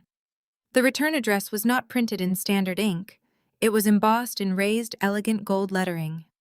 I ran my thumb over the rough gold text, reading the name of the sender, and felt the air completely leave my lungs. The heavy, textured cardstock felt like lead in my hands. The gold embossing caught the dim light of my office, glaring up at me with sickening elegance. It was an invitation meticulously printed on Brenda's preferred custom stationery, the kind she usually reserved for high society charity galas. I read the cursive script, my jaw tightening with every single word. Brenda and Derek Blackwood cordially invite you to a sip and see to welcome the newest addition to the Blackwood family. Join us at the Oak Ridge Country Club tomorrow at noon for champagne hors d'oeuvres and introductions. A sip and see. They were hosting a lavish, highly public country club party to show off a 2-day-old infant. My infant. A baby they had absolutely no physical access to. The sheer, unadulterated audacity of it was staggering. Derek had just spent the morning legally accusing me of severe psychosis and claiming to be terrified for his son's life, and by the afternoon he and his mother were booking the main ballroom at Oak Ridge to drink champagne with their wealthy friends. Hannah leaned over my shoulder reading the card. Her breathing hitched. Are they completely insane? You have the baby. How do they plan to show him off to the entire country club? They do not plan to show him off, I said softly, sliding my finger inside the envelope. There was something else tucked behind the thick cardstock. I pulled out a crisp white sheet of paper bearing the official intimidating letterhead of Megan's downtown law firm. This was the real message. The invitation was just the bait. The letter was the steel trap snapping shut. I read Derek's signature at the bottom of the page, then scanned the neatly typed paragraphs. It was not a polite request. It was a vicious, legally binding ultimatum. Vanessa. I read aloud, my voice dropping to a glacial chill so Hannah could hear every word. Bring my son to the club tomorrow so his real family can see him, or I will use your refusal as proof of your psychological isolation in court tomorrow afternoon. Your continued refusal to allow the Blackwood family access to the child will be submitted to Judge Evans as direct evidence of your mental instability and your erratic hostage-taking behavior. Hannah gasped, her hands flying to her mouth. It is a setup. It is a complete manufactured ambush. It was a brilliantly terrifying catch. 22 orchestrated entirely by Megan. If I ignored the invitation and stayed safely inside my home with my newborn Derek, would stand before the judge and claim I was deeply unhinged, isolating the child and refusing normal family interaction. He would use my absence to secure the emergency custody order. But if I actually showed up to the Oak Ridge Country Club, I would be walking straight into Brenda's absolute stronghold. I would be surrounded by hundreds of their loyal friends, sycophants, and business associates. They would inevitably provoke me, corner me, and push my buttons until I reacted. And the very second I raised my voice or showed any sign of postpartum emotion, they would have a ballroom full of elite witnesses ready to testify that Derek's wife was in fact dangerously hysterical. They want you to lose your mind in public, Hannah whispered, pacing the floor, her eyes darting frantically around my office. They want to trigger a breakdown in front of the entire country club board. You cannot go, Vanessa. It is exactly what they want. You are walking right into a firing squad. I looked down at the 50-page dossier of federal felonies sitting warmly on my desk. The printed proof of Derek's massive embezzlement, his crippled gambling accounts, and the luxury lease for his 23-year-old mistress. I reached out and laid my hand flat against the thick stack of paper. A slow, deeply genuine smile spread across my face. They want a public spectacle, I said, my voice echoing with dangerous calm in the quiet room. They want an audience. They want to put me on a stage and humiliate me in front of the exact same people Derek needs to maintain his fraudulent, wealthy facade. I picked up the stack of papers. I am going to give them exactly what they want. I refused to walk into the Oak Ridge Country Club holding a single messy binder. If I was going to execute a public corporate slaughter, it needed to be aggressively organized. I opened my desk drawer and pulled out 3 distinct brightly colored legal folders. I separated the documents with methodical precision. Into the stark red folder went the financial ruin. Every offshore wire transfer, the stolen client funds, the casino ledgers, and the absolute proof of Derek's federal embezzlement. Into the vibrant yellow folder went the mistress. The lease agreement for Chloe Evans, the romantic text messages I had extracted from his synced iPad, and the receipts for the jewelry he had purchased her using our joint funds. Into the heavy black folder went the legal guillotine. Trayvon's invaluable tip had allowed me to pull the digital communication logs between Derek Megan and Dr. Evans. I had the time-stamped emails proving they were actively conspiring to forge a psychiatric evaluation to illegally seize a child. It was conspiracy to commit fraud, and it would cost Megan her law license and Dr. Evans his medical practice. I closed the 3 folders, aligning their edges perfectly on the polished oak wood of my desk. I stood up and walked quietly back to the nursery. The room was bathed in the soft, warm glow of the nightlight. My newborn son was sleeping peacefully in his crib, his tiny chest rising and falling in a steady, reassuring rhythm. I stood over him, looking down at his innocent face. A fierce, primal wave of maternal protection washed over my entire body. Derek was not just a cheating husband anymore. He was an active, malicious threat to my child's safety and future. I gently brushed a soft curl from my son's forehead. I promise you, I whispered into the quiet room. He will never be able to hurt us again. I turned away from the crib, my spine straight and my resolve hardened into absolute steel. I walked back into the hallway, pulling my phone from my pocket. I did not call the police. I did not call my corporate lawyers. I scrolled past the emergency numbers and tapped the contact for Julian, my exclusive private tailor who had designed every single piece of my executive wardrobe. He answered on the second ring, his voice bright and accommodating. "Vanessa, darling, congratulations on the baby. What can I do for you at this hour, Julian?" I said, my tone sharp, authoritative, and entirely void of hesitation. "I need a power suit. The sharpest, most intimidating cut you have in your private reserve. I need it tailored and delivered to my house by 9 o'clock tomorrow morning. There was a brief pause on the line before Julian responded, catching the dangerous gravity in my voice. Of course. What is the occasion? I picked up the 3 color-coded legal folders, gripping them tightly in my hand. I have a party to crash. The grand ballroom of the Oak Ridge Country Club was a monument to inherited wealth and meticulously crafted illusions. Brenda had spared absolutely no expense for her manufactured ambush. Waiters in crisp white jackets circulated through the crowd with silver trays of mimosas and beluga caviar. A massive, intricately carved ice sculpture of a stork dominated the center of the room, flanked by cascading arrangements of imported white roses that I knew for a fact had been charged directly to my Vanguard account. Derek was entirely in his element, holding court near the towering floral archway. He wore a slightly rumpled linen suit, carefully styled to make him look like a man who had not slept, a man entirely consumed by paternal worry. He held a crystal tumbler of sparkling water, projecting an image of steadfast sobriety to the tight circle of senior executives from his bank, including his regional director, Arthur Pendleton. "I just do not know what to do anymore, Arthur," Derek murmured, lowering his head and rubbing the bridge of his nose. His voice was pitched perfectly loud enough to be heard by the neighboring tables, but soft enough to seem intimate. "The doctors warned me that her psychosis is severe. She is completely detached from reality. I drained my personal savings trying to hire private psychiatric nurses, but she locked them out. I am just terrified for my son." Arthur patted Derek firmly on the shoulder, offering grave, sympathetic nods. Across the room, Megan was actively working the country club wives, pouring gasoline on the fire. She moved from group to group, swirling her champagne, planting seeds of doubt about my maternal instincts and highlighting my dangerous obsession with my career. They were building an impenetrable wall of public opinion, ensuring that the moment I walked through the doors, looking frantic, sleep-deprived, and angry, their entire narrative would be instantly validated. They had completely underestimated me. Julian, my private tailor, had delivered an absolute masterpiece. I stepped out of my sleek black SUV at the valet stand, moving with deliberate, unhurried grace. I wore an immaculate, razor-sharp ivory wool power suit.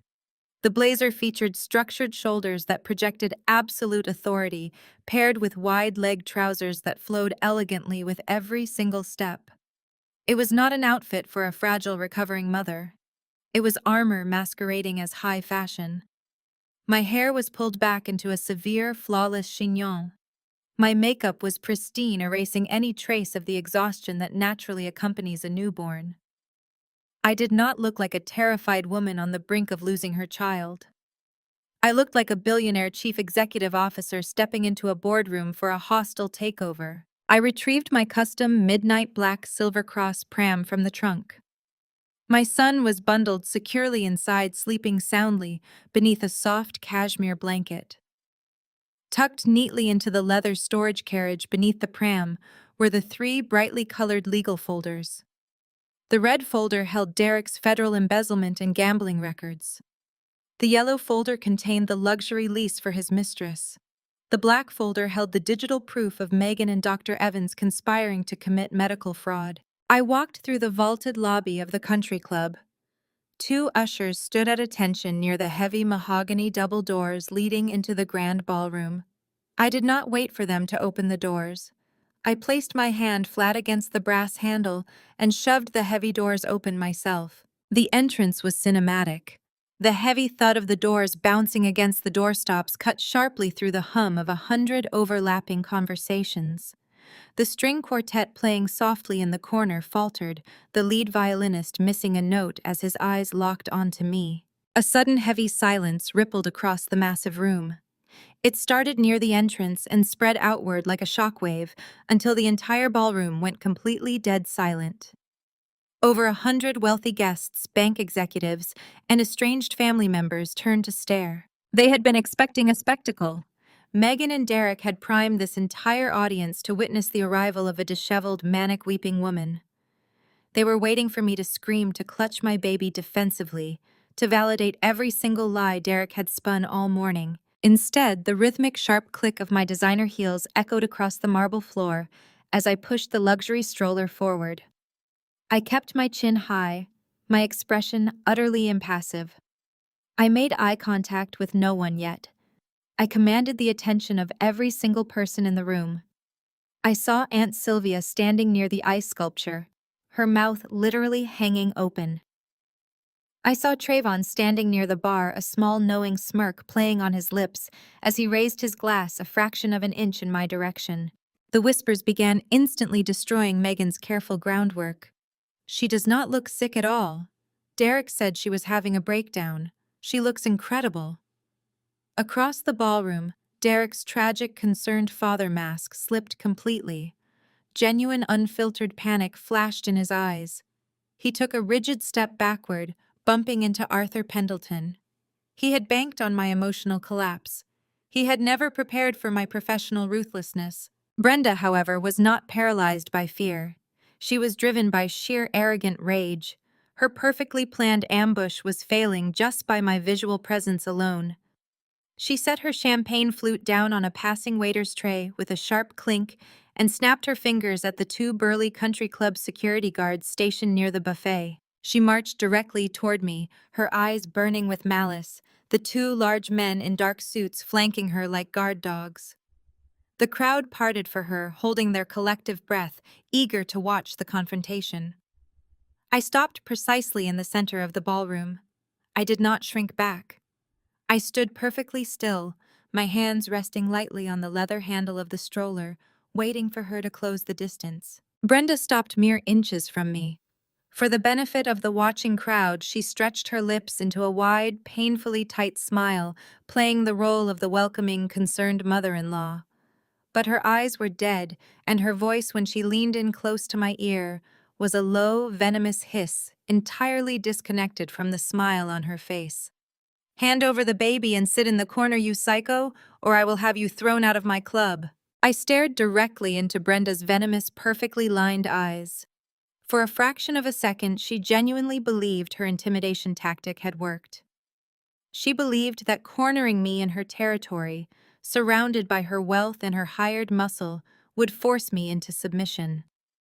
She expected me to shrink to hand over my son and to cower in the shadows while she paraded my child around the room. I did not blink. I did not utter a single syllable in response.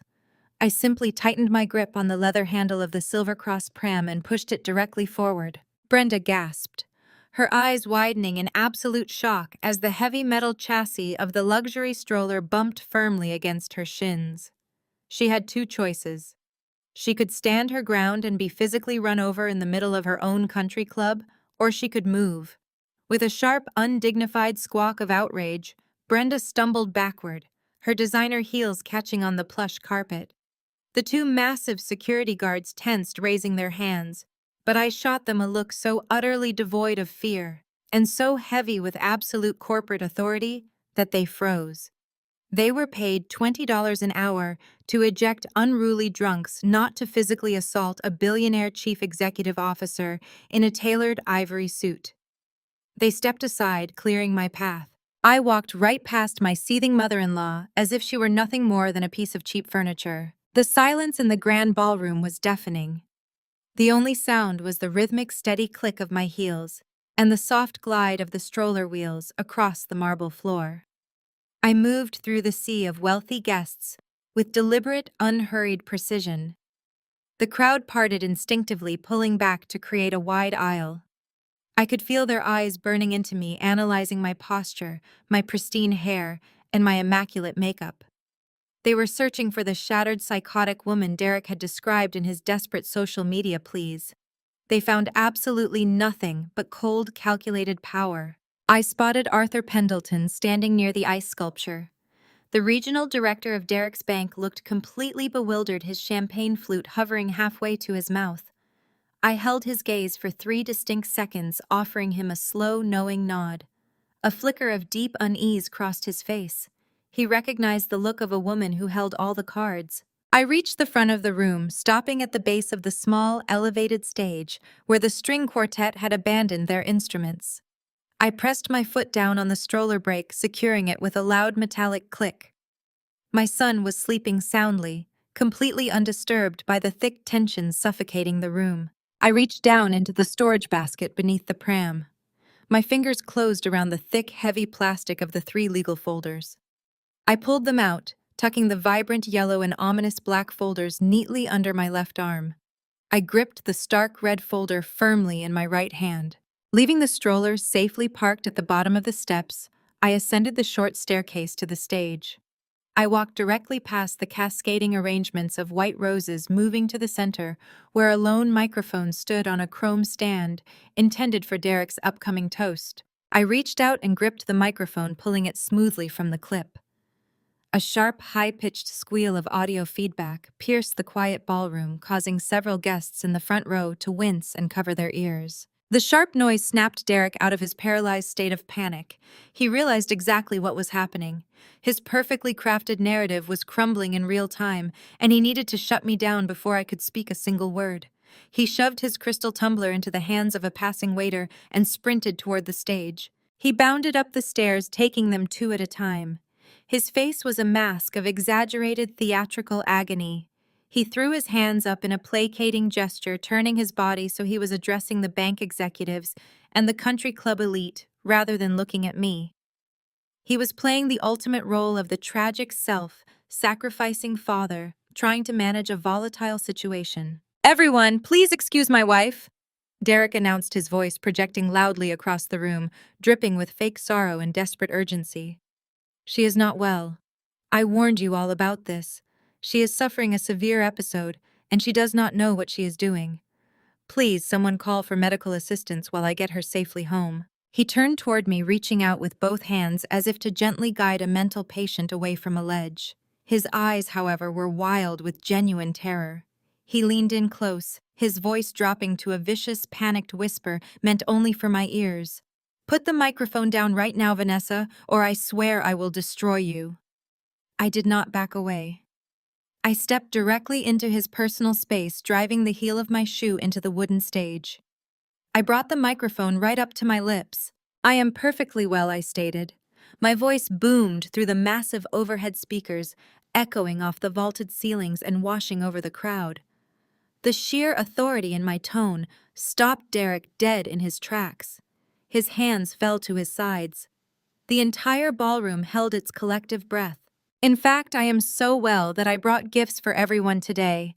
I continued, my voice steady, icy, and absolutely commanding. I looked out over the sea of faces, locking eyes with Arthur Pendleton, before shifting my gaze back to the pathetic, terrified man standing in front of me. "Derek, yours is first." I raised my right hand and dropped the thick red folder directly onto the hardwood floor of the stage. The heavy stack of printed federal embezzlement records, offshore casino wire transfers, and stolen client ledgers hit the wood with a loud, resounding thud that echoed like a gunshot through the silent room. The sharp, echoing thud of the heavy red folder hitting the polished wooden stage reverberated through the massive ballroom. I did not look at Derek. I kept my eyes locked on the crowd, holding the microphone with total, unwavering control.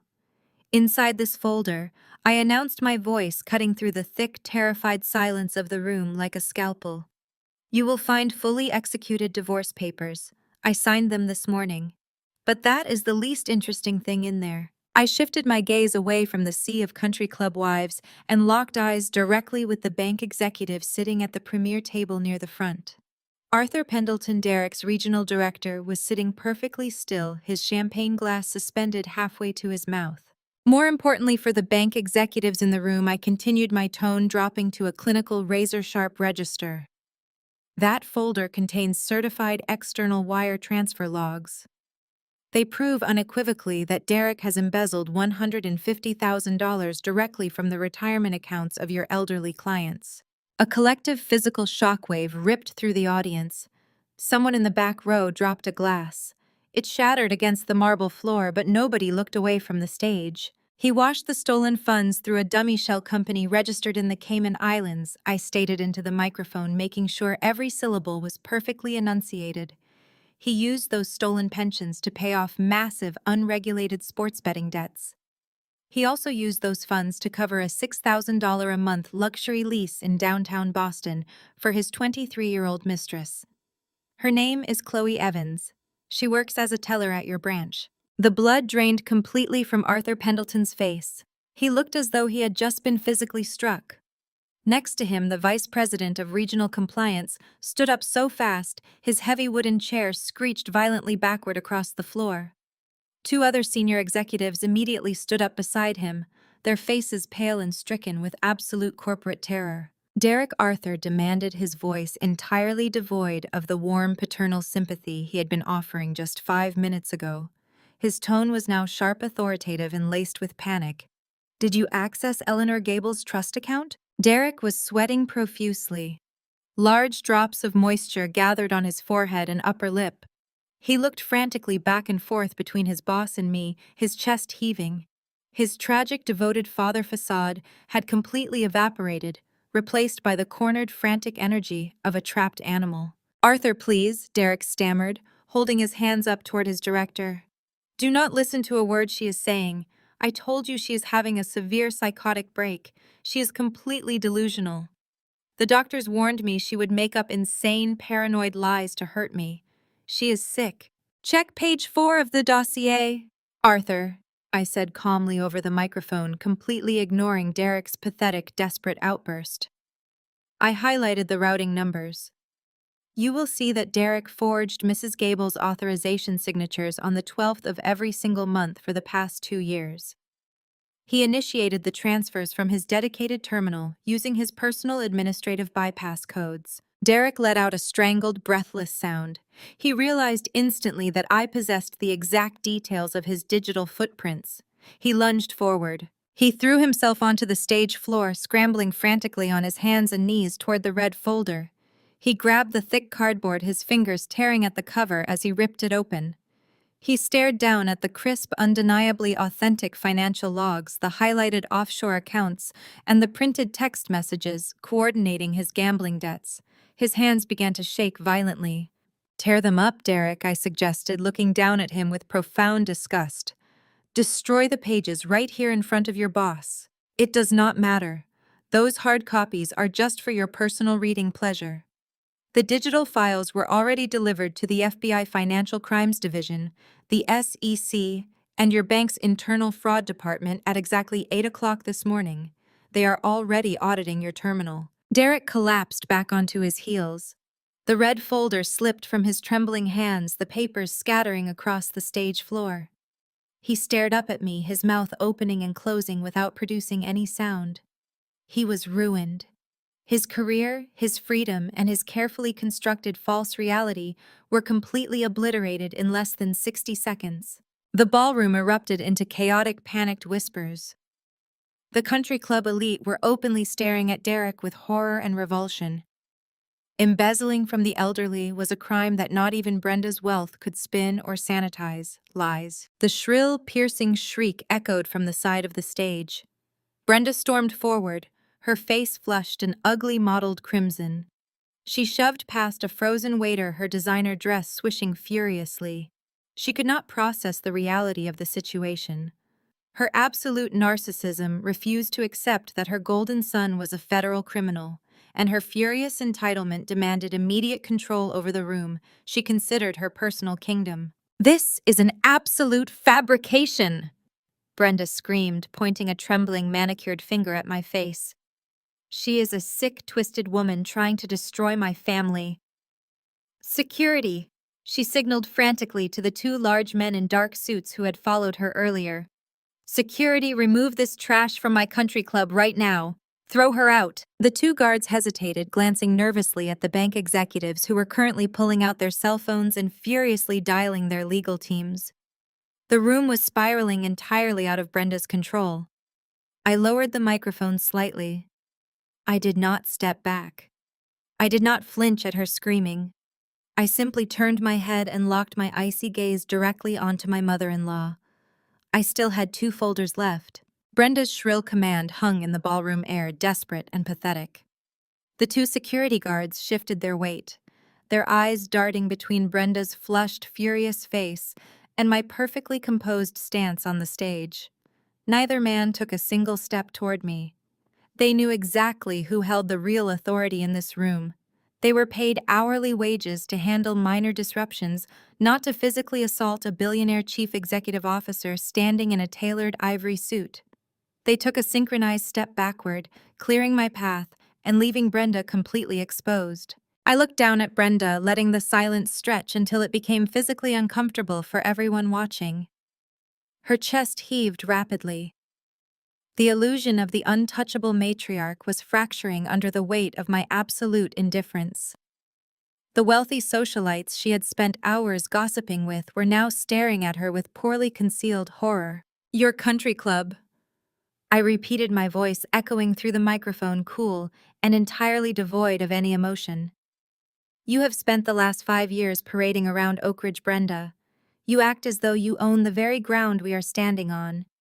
You love reminding everyone in this room about your exclusive platinum membership. You use it as a weapon to assert your dominance over women you deem beneath you." I reached into the storage carriage beneath my son's stroller. Alongside the yellow and black folders I had brought, I pulled out a sleek royal blue folder I had prepared specifically for this exact moment. I held it up for the entire ballroom to see. The deep blue caught the light of the crystal chandeliers, drawing every eye in the room. "Let us clear up exactly whose club this is," I stated. I opened the blue folder and pulled out a single sheet of heavy corporate letterhead.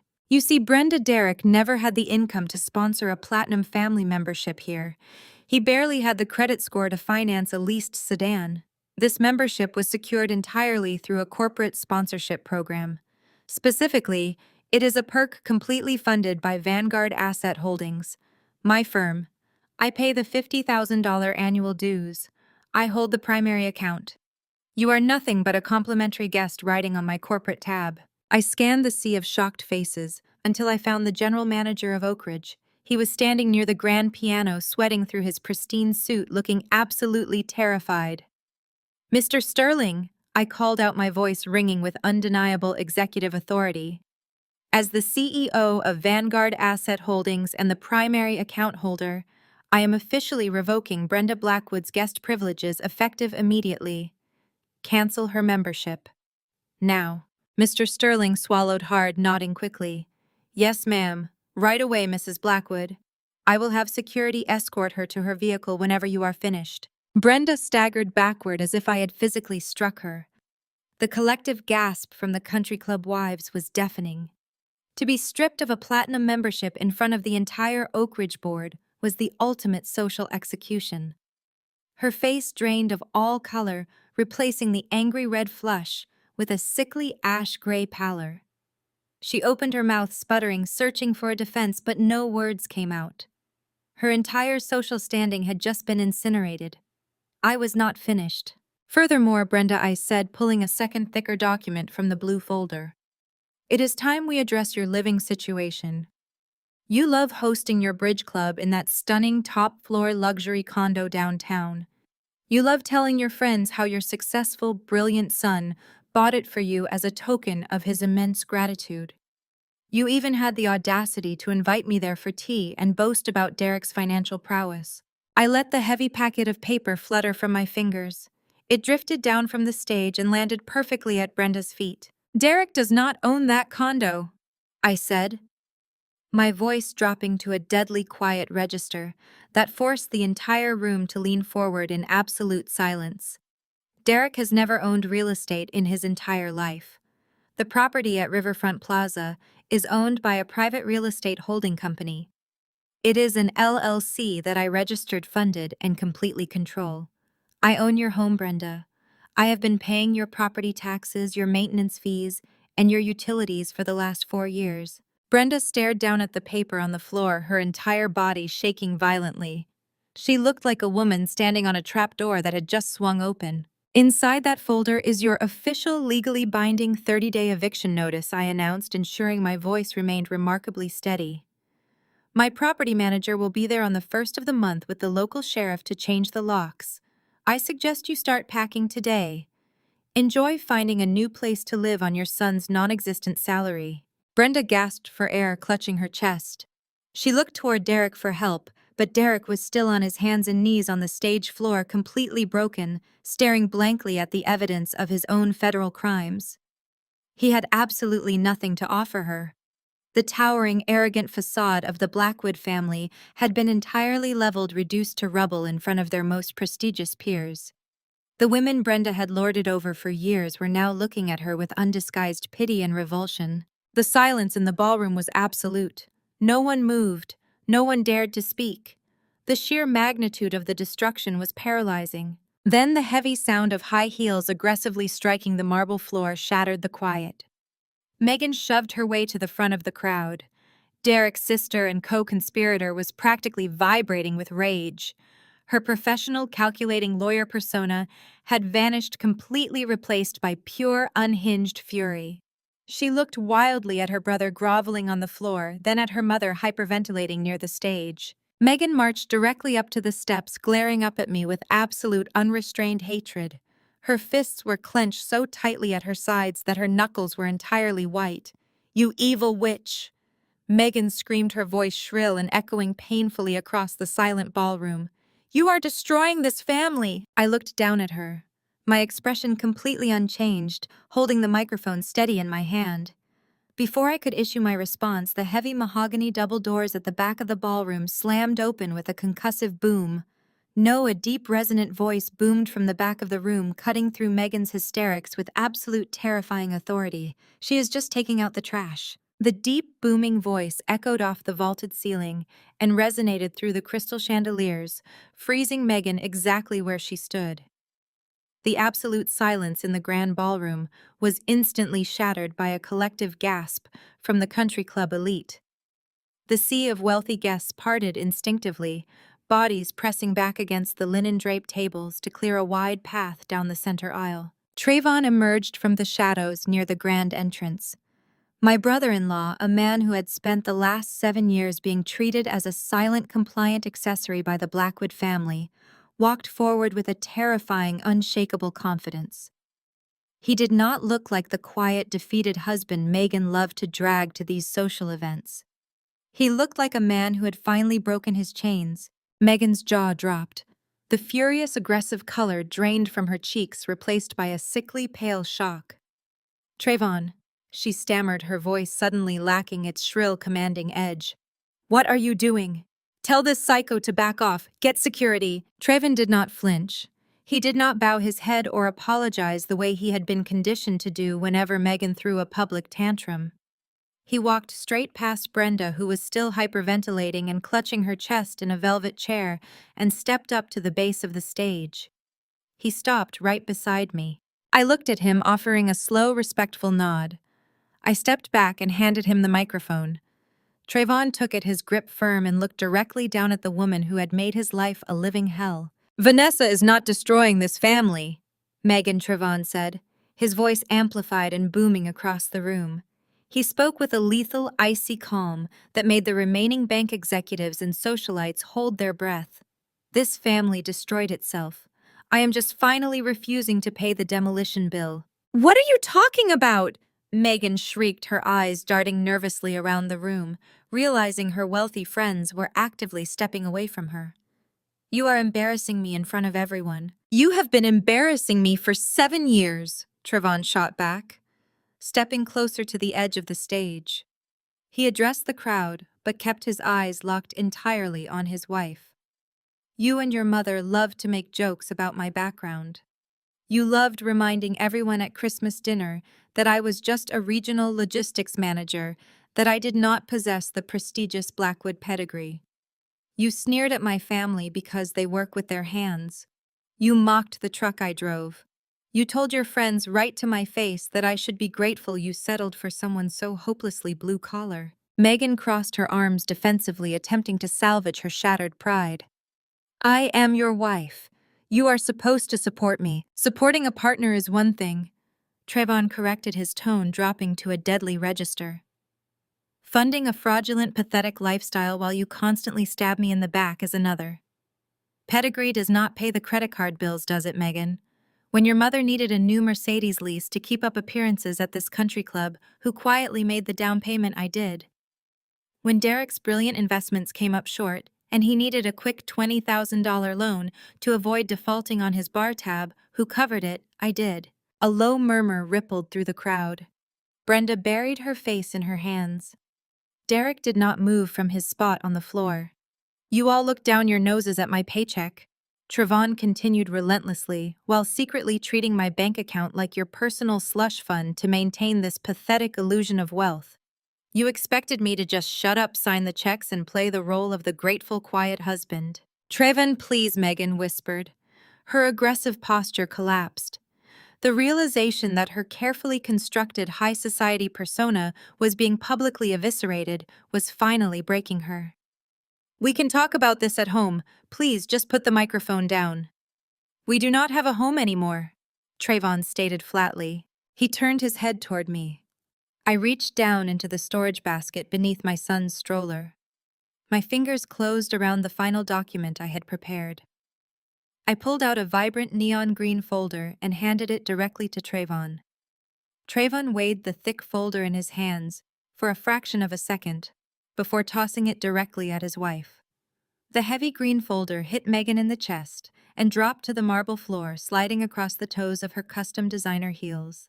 I have been working with Vanessa's lawyers all week. Trevon announced the absolute finality in his voice, leaving no room for negotiation or manipulation. We audited everything. The secret accounts, the hidden debt, the lines of credit you fraudulently opened in my name to fund your shopping addictions. Megan stared down at the green folder as if it were a venomous snake. Her hands began to shake violently. Here are your divorce papers, Megan, Trevon said, his expression completely devoid of mercy. I signed them an hour before this disaster of a party started. I also froze every single joint account we share. Trevon. I do not have any money. Megan gasped, the reality of her impending poverty crushing the last remnants of her ego. Her voice was a desperate, panicked wheeze. My personal accounts are overdrawn. Trevon offered her a cold, empty smile. I know, and since I know you maxed out your last remaining credit cards buying dresses and crystal centerpieces for this fake party, you will be paying your own legal fees. The heavy metal handcuffs snapped closed around Derek's wrists with a sharp, definitive click that echoed through the grand ballroom. The sound was like a final gavel strike cementing the absolute reality of his destruction. Derek's knees buckled. If the two robust police officers had not been gripping him tightly by his upper arms, he would have collapsed entirely into the broken glass and spilled champagne covering the floor. His custom-tailored suit was wrinkled and stained with wine. His perfectly styled hair hung in sweaty strands across his forehead, and his face was a mask of utter, incomprehensible terror. He stared wildly at the officers, then at Arthur Pendleton, who was already turning his back and walking briskly toward the exit. Arthur, wait, Derek pleaded, his voice a high nasal whine of sheer panic. You know me. I am your top producer. This is a misunderstanding. She faked those logs. She hacked my terminal. You have to listen to me. Arthur Pendleton did not stop, did not turn around, and did not offer a single word of comfort. The other bank executives followed their director in a tight, silent formation, leaving Derek to face the consequences of his arrogance entirely alone. You have the right to remain silent, the lead officer began, his voice a steady, practiced drone that cut through Derek's pathetic begging. Anything you say can and will be used against you in a court of law. No, no, no, Derek sobbed physically, dragging his feet as the officers began marching him down the center aisle. He twisted his head, his wild eyes searching the crowd of country club elite. These were the people he had spent years trying to impress, the people he had invited here tonight to witness his triumph. Now they were stepping back, pulling their designer gowns out of his path, holding their phones high to capture every humiliating second of his perp walk. Derek's gaze finally locked onto me. I was standing on the stage, the vibrant yellow, black, blue, and red folders resting neatly on the wooden floor near my feet. The stroller was parked safely below me, my son sleeping soundly, completely untouched by the chaos swirling around us. Vanessa, please! Derek screamed, genuine tears finally streaming down his cheeks. He sounded exactly like the small, pathetic boy he truly was beneath the arrogant facade. Please tell them. Tell them you made it up. I am your husband. I am the father of your child. Please do not do this to me. I looked down at him. I did not smile. I did not gloat. I simply offered him the exact same cold, empty expression he had given me when he first handed me those fake psychiatric brochures. You are going to need a very good lawyer, Derek, I said, my voice carrying clearly through the microphone. Unfortunately, your wife just froze your bank accounts and your mother was just evicted. I suggest you ask for a public defender. The officers jerked him forward, marching him roughly through the grand double doors. The flashing red and blue lights of the cruisers illuminated his sobbing, terrified face one last time before the doors swung shut, swallowing him entirely into the night. The ballroom was completely silent for 5 long seconds. The sheer magnitude of the Blackwood family's eradication hung heavy in the air. Then a slow, deliberate sound broke the tension. Clap, clap, clap. An elderly woman in the second row wearing a stunning emerald green gown and diamonds that probably cost more than Derek's entire stolen fortune was clapping her hands together. Her expression was one of profound, unbothered amusement. Slowly, the woman next to her joined in. Then a man at the back table. Within moments, a ripple of scattered, polite applause drifted through the country club crowd. They were not clapping for Derek. They were clapping for the sheer ruthless efficiency of the execution they had just witnessed. I ignored them. I reached down and turned off the microphone, setting it gently on the stand. Below the stage, Trevon was adjusting the cuffs of his shirt, looking more relaxed than I had seen him in the entire 7 years I had known him. He stepped over the spilled centerpiece and walked toward the stage stairs. Megan was still standing exactly where the green folder had hit her shoes. She looked entirely catatonic, staring blankly at the divorce papers, as if they were written in a foreign language. Her mother, Brenda, was still sprawled on the carpet, having apparently decided that remaining unconscious was vastly preferable to facing the reality of her new penniless existence. Trayvon stopped at the base of the stairs and looked up at me. He offered a small, genuine smile. "Do you need help getting the stroller to the car?" Trayvon asked, his voice calm and entirely normal, completely ignoring his wife and mother-in-law freezing in their tracks behind him. I descended the short flight of stairs, my heels clicking sharply against the wood.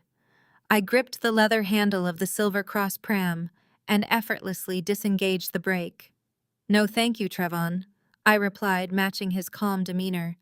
"I think I can handle it from here. You have your own packing to do." "Good luck, Vanessa," he said, stepping aside to clear the path. I pushed the stroller forward, leaving the stage, the folders, and the shattered remnants of the Blackwood family behind me. I did not look at Megan as I passed her. I did not look at Brenda lying on the floor. I walked straight down the center aisle, my head held high, my posture immaculate. The crowd parted for me one last time, not out of morbid curiosity, but out of total undeniable respect. I walked out of the grand ballroom, out of the Oak Ridge Country Club, and stepped out into the crisp, cool night air. The police cruisers were already gone. The driveway was empty. I stopped at my sleek black SUV, opened the door, and carefully lifted my son from his pram. He stirred slightly, his small hand curling around my finger, warm and safe. I kissed his forehead, buckling him securely into his car seat. I had protected my child. I had secured my business. I had eradicated the rot that had infected my life. I closed the car door, the solid thud echoing in the quiet night. And finally, for the first time in years, I took a deep, unrestricted breath of completely free air. The crisp night air was instantly shattered by the violent sound of the country club's heavy oak doors slamming open against the exterior brick. I paused with my hand on the door of my SUV and turned to watch the final act of the Blackwood family's destruction. The 2 police officers forcefully dragged Derek out onto the illuminated valet portico. The harsh, pulsing glare of the red and blue police lights painted his terrified, tear-streaked face in unforgiving flashes. Behind him, the grand stone steps of Oak Ridge Country Club were completely packed. Not a single member of the elite crowd had gone home. They had all spilled out through the entrance, forming a tight, eager semicircle around the driveway. Every single one of them had their smartphones raised high in the air, screens glowing brightly in the dark, as they recorded every pathetic, humiliating second of Derek Blackwood's spectacular public downfall. The lead officer maintained a firm grip on Derek's bicep, his voice a steady, authoritative drone that cut through the murmurs of the wealthy crowd. "If you cannot afford an attorney, one will be provided for you," the officer stated, finishing the Miranda warning with clinical precision. "Do you understand the rights I have just read to you?" Derek was not listening to the officer. His wild, bloodshot eyes frantically scanned the circular driveway until they locked directly onto me. He planted his expensive leather shoes firmly into the pavement, desperately trying to stop his forward momentum. He fought against the heavy metal handcuffs biting into his wrists, twisting his body and straining toward my vehicle. Vanessa Derrick shrieked, his voice cracking into a high, desperate wail that echoed across the silent parking lot. "Wait. Please, you have to wait." I did not move. I stood perfectly still beside my car, watching him unravel. "You have to pay my bail," Derek begged, the tears flowing freely down his flushed cheeks. He was practically hyperventilating, his chest heaving with sheer panic. "You cannot leave me in jail. You know I do not have access to any money. You froze everything. They are going to lock me up. I am your husband. Please, Vanessa, you have to help me." The absolute audacity of his demand hung heavily in the freezing air. The surrounding crowd of socialites and bank executives lowered their phones slightly, waiting with bated breath to see if the billionaire wife would finally show a sliver of mercy to the man who had tried to destroy her. I felt absolutely nothing. The well of my compassion had dried up entirely, replaced by a cold, impenetrable armor. I slowly turned my body away from his groveling display. I reached into the back seat of my SUV where my son was resting peacefully in his car seat. He shifted slightly, letting out a soft sigh. I leaned inside and carefully, methodically tucked the edges of his plush cashmere blanket snugly around his tiny shoulders. I made sure he was perfectly warm, perfectly safe, and completely insulated from the toxic chaos outside. Only when my son was perfectly secure did I turn back around. I rested my forearm casually against the roof of my vehicle and looked Derek dead in the eye. I remembered the exact moment his family had abandoned me, leaving me stranded and alone without a second thought. I remembered their callous laughter and their cruel dismissal of my suffering. "Just grab an Uber," I said. My voice was quiet, but it carried a deadly, resonant clarity that reached every single person standing on those stone steps. Derek let out a strangled, breathless sob. His legs gave out completely. The two officers had to physically haul him upright, lifting him by his armpits as they dragged his dead weight toward the waiting squad car. He thrashed weakly, crying uncontrollably, as the officer pressed a hand to the top of his head and shoved him into the cramped back seat of the cruiser. The heavy door slammed shut with a metallic thud, sealing him inside a dark, confined cage. I slid into the driver's seat of my car, started the engine, and pulled smoothly out of the valet circle. I did not look in the rearview mirror. I drove down the long, winding path of the country club, leaving the wailing sirens and the flashing lights far behind me. Back inside the grand ballroom, the glittering facade of the Blackwood Empire had collapsed into a desolate, quiet wasteland. The wealthy guests had entirely abandoned the interior, either swarming outside to watch the arrest or fleeing to the bar to furiously gossip about the scandal of the decade. The string quartet had packed up their instruments and fled. The massive, opulent room was now completely devoid of life, save for two miserable figures left behind in the wreckage. Brenda and Megan were sitting flat on the cold, hard marble floor right in the center of the room. They were entirely alone. Brenda's pristine, expensive makeup was running down her face in dark, jagged streaks, ruining her designer gown. Her eyes were vacant and hollow. The reality of her immediate eviction and total financial ruin had finally paralyzed her. She was no longer the untouchable matriarch of Oak Ridge. She was a trespasser sitting on the floor of a club that had just permanently revoked her membership. Megan sat rigidly beside her mother, her knees pulled tight to her chest. She was clutching the green folder containing her signed divorce papers with white-knuckled desperation. Trayvon was gone. Her fake, luxurious lifestyle was gone. She stared blankly at the scattered damning papers of Derek's embezzlement logs that still littered the stage floor above them. A team of uniformed waitstaff entered the room with large plastic bins, stepping carefully around the two women as if they were nothing more than invisible obstacles. Nobody offered them a hand. Nobody asked if they were all right.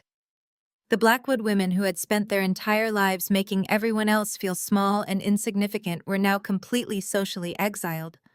They had become exactly what they always feared most. They were absolute nobodies left utterly destroyed and sitting in the trash of their own making. 2 weeks passed. The fallout from the Oak Ridge Country Club gala was absolute and unforgiving. The eviction. The heavy mahogany doors of the Riverfront Plaza penthouse were propped wide open.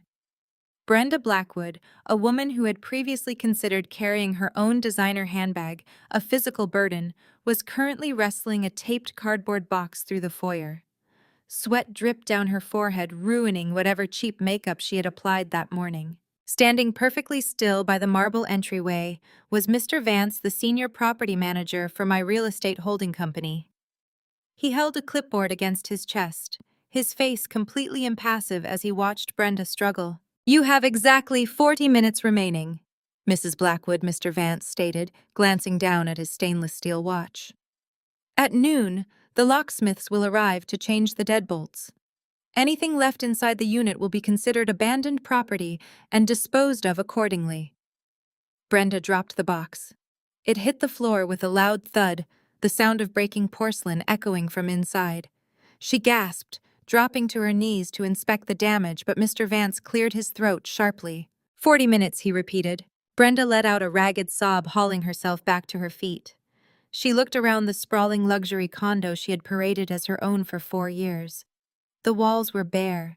The expensive furniture she had proudly claimed Derek bought for her was already tagged with inventory stickers legally seized to cover the massive debts her son had accrued. She was reduced to taking only her clothing and personal toiletries. She dragged the box out into the hallway, heading for the service elevator. She could not afford professional movers. She could not even afford a moving truck. She had rented a rusted, dented cargo van with the last $50 in her checking account, and she was driving it straight to a roach-infested motel on the outskirts of the city. The exile across town. Megan was discovering the true cost of her arrogance. She stood on the pristine front porch of a sprawling suburban mansion, dragging 3 heavy Louis Vuitton suitcases behind her. She reached out and rang the doorbell, smoothing down her wrinkled blouse. The heavy oak door swung open to reveal Chloe, a woman who had been Megan's closest confidant for the past 6 years. Chloe looked down at the luggage, then up at Megan's desperate, tear-stained face. Her expression was completely devoid of sympathy. "Chloe, please," Megan begged, her voice trembling. "Trayvon froze all the accounts. The bank seized my car. I just need a place to crash for a few weeks until I can figure this out. I can sleep in your guest house." Chloe crossed her arms defensively. "No, Megan, you cannot." "What?" Megan gasped, stepping forward. "We are best friends. You know everything I have done for you." Chloe let out a harsh, mocking laugh. "You have not done anything for me, Megan. You used me to climb the social ladder. You spent years looking down on everyone, bragging about your fake wealth and your fake country club status. I saw the video from Oak Ridge. Everyone saw the video. You and your mother were living off stolen money and your husband's credit. You are a fraud." Megan's face flushed a deep, humiliated red. "You cannot do this. I have nowhere else to go. My mother is in a motel." "Then I suggest you go share a room with her," Chloe replied coldly. "My husband works for the bank your brother stole from. If I let you anywhere near this property, it would ruin our reputation. Do not call me again." The door slammed shut with a definitive hollow boom. The automated deadbolt clicked into place. Megan stood entirely alone on the manicured porch, the reality of her total social exile finally crushing her. The toxic behavior she had cultivated for years had burned every bridge she possessed. She sank down onto her designer luggage, right there on the concrete, burying her face in her hands and sobbing uncontrollably. The rise. While the Blackwood women sank into absolute misery, Trayvon was breathing completely free air. He stood in the center of a massive open concept loft in the downtown arts district. The afternoon sun poured through the floor-to-ceiling industrial windows, illuminating the sleek hardwood floors and the exposed brick walls. He held a mug of black coffee, looking out over the city skyline with a profound sense of peace. Without the suffocating financial drain of Megan's secret shopping addictions and Brenda's constant demands for luxury handouts, Traven's life had transformed overnight. The heavy dark circles under his eyes had vanished. His posture was straight. He looked 5 years younger. His phone buzzed on the granite kitchen island.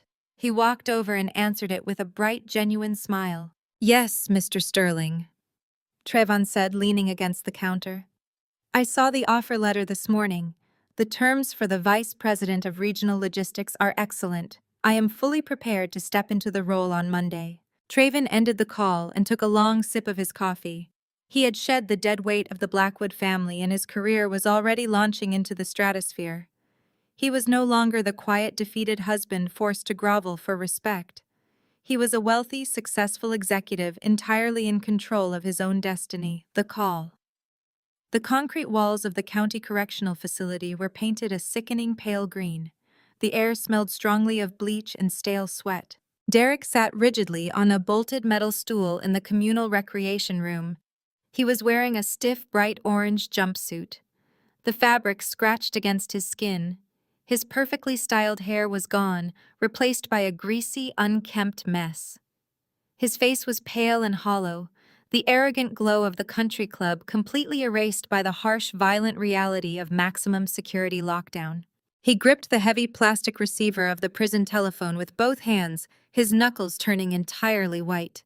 He stared blindly at the reinforced glass block window across the room, waiting as the line rang. He had exactly 3 minutes of phone time remaining. He had been denied bail. The embezzlement charges were federal, carrying a mandatory minimum of 20 years. He was drowning, and the water was rising fast. The ringing stopped. The line connected. My phone vibrated on my mahogany desk in the corner office of Vanguard Asset Holdings. I paused my typing and glanced down at the illuminated screen. The caller ID displayed a generic, automated warning: inmate call, County Correctional Facility. I picked up the phone and pressed it to my ear, remaining completely silent. An automated voice chimed through the speaker. "You have a collect call from an inmate at the county jail. To accept this call, press 1. I pressed 1. Vanessa. Derek's voice cracked instantly, a pathetic weeping sound that echoed through the receiver. "Vanessa, please. Please do not hang up. You have to talk to me. I am so sorry. I was stupid. I was wrong. Please. They are going to put me in federal prison. You have to tell the bank to drop the charges. I am begging you." The desperate, high-pitched wailing from the other end of the line was completely unrecognizable as the man I had married. "I am begging you," Derek sobbed through the crackling prison phone line. His voice was entirely stripped of the smug, condescending arrogance he had wielded for years. It was thin, reedy, and absolutely pathetic. I sat back in my plush leather executive chair and looked out the floor-to-ceiling windows of my office. The city below was moving bright and alive, completely indifferent to the destruction of the Blackwood family. I held the phone to my ear and let the heavy silence stretch out. I wanted him to hear the quiet power on my end of the line. "Vanessa, are you there? Please say something," Derek pleaded. His breathing was ragged and uneven. "You have to understand the pressure I was under. My mother was suffocating me. She demanded the luxury condo, the country club dues, the cars. She expected me to fund her entire existence. And Megan was constantly taking money from me to buy Trayvon's silence. I was drowning. The stress at the bank was crushing me. I only took that money because I wanted to provide the perfect life for you and our son. I did it for us. I can change. We can go to counseling. We can be a real family again. Just call your lawyers and authorize the bail transfer. Please, I want to come home." I let him finish. I let him expend all his frantic, desperate energy until he was just panting into the receiver. "Are you finished?" I asked, my voice calm, flat, and entirely devoid of sympathy. Derek hitched a breath. "Vanessa, do not interrupt me," I commanded. The sharp authority in my tone made him instantly quiet. "You are not going to blame Brenda or Megan for your actions. They are leeches, certainly, But you did not steal millions of dollars from Vanguard Asset Holdings to buy their affection. You did it to feed your own massive, fragile ego. You loved walking into that country club and having people bow to you. You loved playing the role of the self-made financial genius. You did not do a single thing for me, and you certainly did not do it for our son. You did it because you are a weak, greedy man who wanted a crown he did not earn. That is not true, Derek cried out. I love you, I love our boy. Do not ever use my son as a shield. I stated, the temperature in my voice dropping to absolute zero. And since you brought him up, you should know that my legal team was at the courthouse at 8 o'clock this morning. They filed an emergency modification for custody. Given your pending federal felony charges for wire fraud and embezzlement, the judge did not even hesitate. I was granted full immediate sole custody. You have zero legal rights to him. By the time your trial concludes, my lawyers will have your parental rights permanently terminated. You will never see him again. Derek gasped, a raw animalistic sound of pure shock. You cannot do that. He is my son. He is my son, I corrected smoothly. You were just a temporary sperm donor who happened to occupy the same house. Speaking of the house you mentioned wanting to come home, that is going to be incredibly difficult, Derek. There is no home for you to return to. What do you mean? He asked, his voice trembling with a new, fresh layer of terror. I listed the Oak Ridge property on the private market yesterday morning. I informed him, enjoying the precise surgical execution of my plan. Because the title was held entirely under my LLC, your signature was not required. I accepted a cash offer above the asking price within 4 hours. The closing is expedited.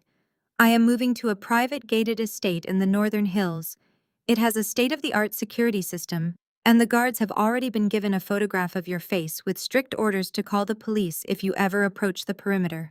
Vanessa, please, you are taking everything from me, he wailed, the reality of his total erasure finally setting in. I am taking exactly what belongs to me, I replied.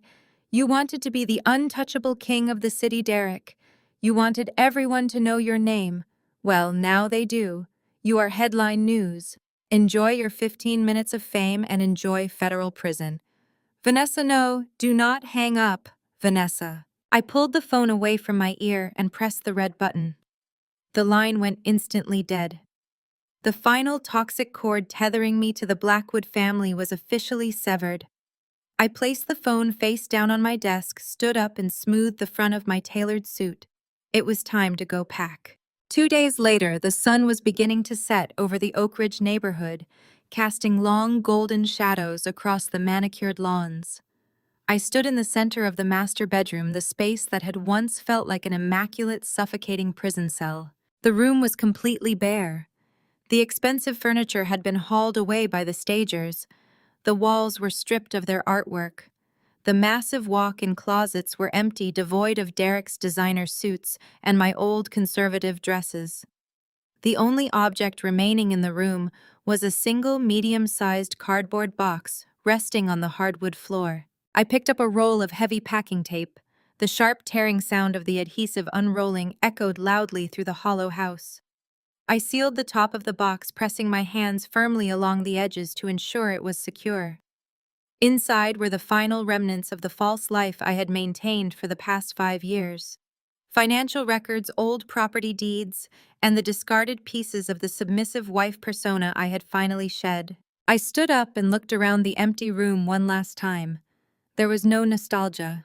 There was no lingering sadness. There was only the profound cleansing silence of a space that no longer held any power over me. I picked up the box, balanced it easily against my hip, and walked out into the hallway.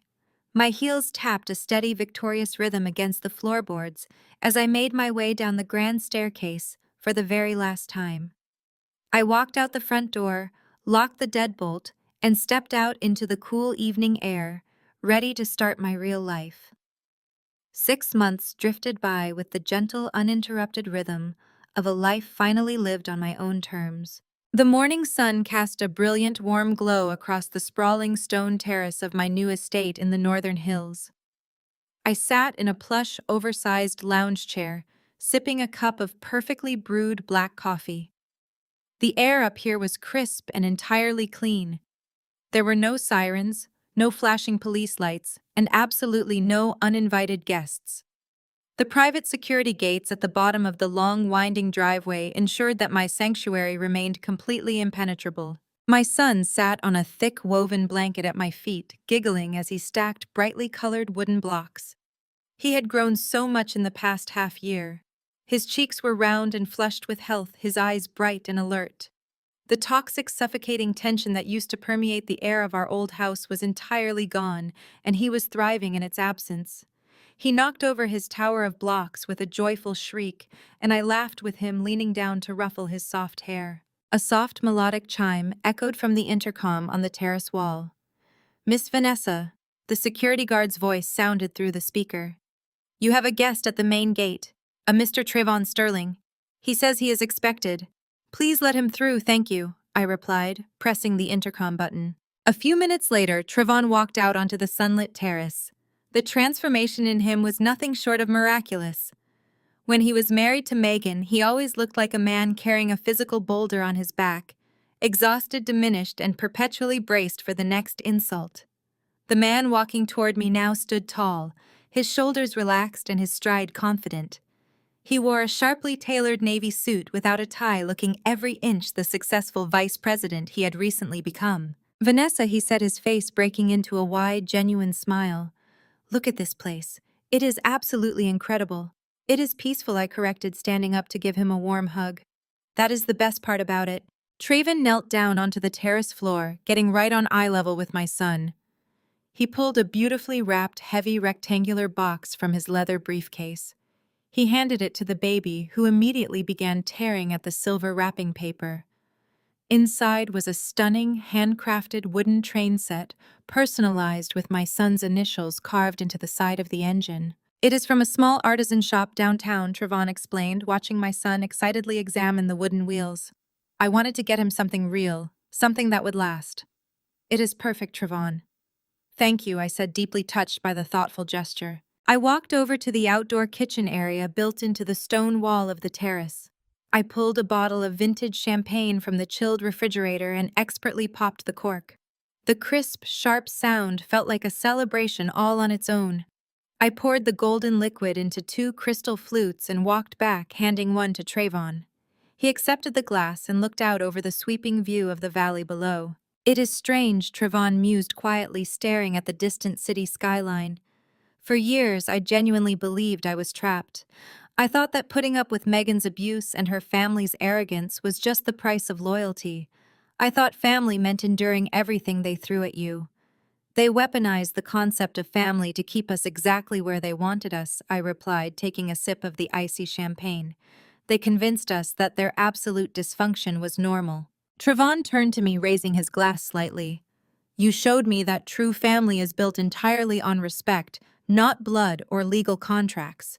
You showed me that walking away from toxic people is not a failure. It is survival." "To survival," I said, clinking my crystal flute against his. "To freedom." Trayvon countered, his smile returning brighter than before. We stood together in the morning sunlight, enjoying the profound quiet victory of simply existing without them. We did not discuss Derek sitting in a federal prison cell.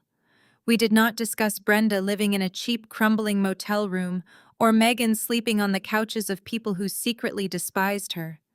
They were ghosts. They were completely irrelevant to the beautiful, vibrant lives we had chosen to build. After an hour of easy, relaxed conversation about his new logistics role and my expanding real estate portfolio, Trayvon hugged me goodbye and made his way back to his car. I stood at the edge of the terrace, watching his vehicle disappear down the private drive until the heavy iron gates closed smoothly behind him. I walked back over to the blanket and scooped my son up into my arms. He rested his head against my shoulder, letting out a soft, contented sigh. I held him tightly against my chest, feeling the steady, reassuring beat of his heart. Looking out over my property, I realized the absolute truth of my journey. The ultimate revenge against the Blackwood family was not the freezing of their bank accounts. It was not the public arrest at the country club, and it was not the eviction notices. Those were just the necessary logistical steps of removing a tumor. The true ultimate revenge was this exact moment. It was reclaiming my absolute power. It was securing my wealth to ensure my son would never know a single day of deprivation or fear. It was building an impenetrable fortress of peace that no arrogant, entitled person could ever breach. They had tried to break me down to a manageable, submissive fraction of myself. Instead, they had handed me the exact tools I needed to conquer them completely. I looked directly ahead, feeling the solid, unshakable weight of the empire I had secured. When they tell you to grab an Uber, make sure you take your entire empire with you. The most profound lesson from Vanessa's journey is that true vindication doesn't require explosive confrontations. It is found in the quiet, methodical reclamation of your own life.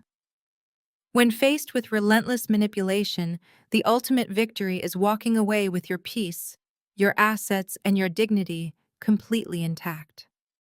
She teaches us that setting ironclad boundaries is never an act of cruelty, but a strictly necessary act of survival. By severing the final cord, she successfully built an impenetrable fortress for her future. Share your own experience of establishing absolute boundaries to protect your peace and comment below.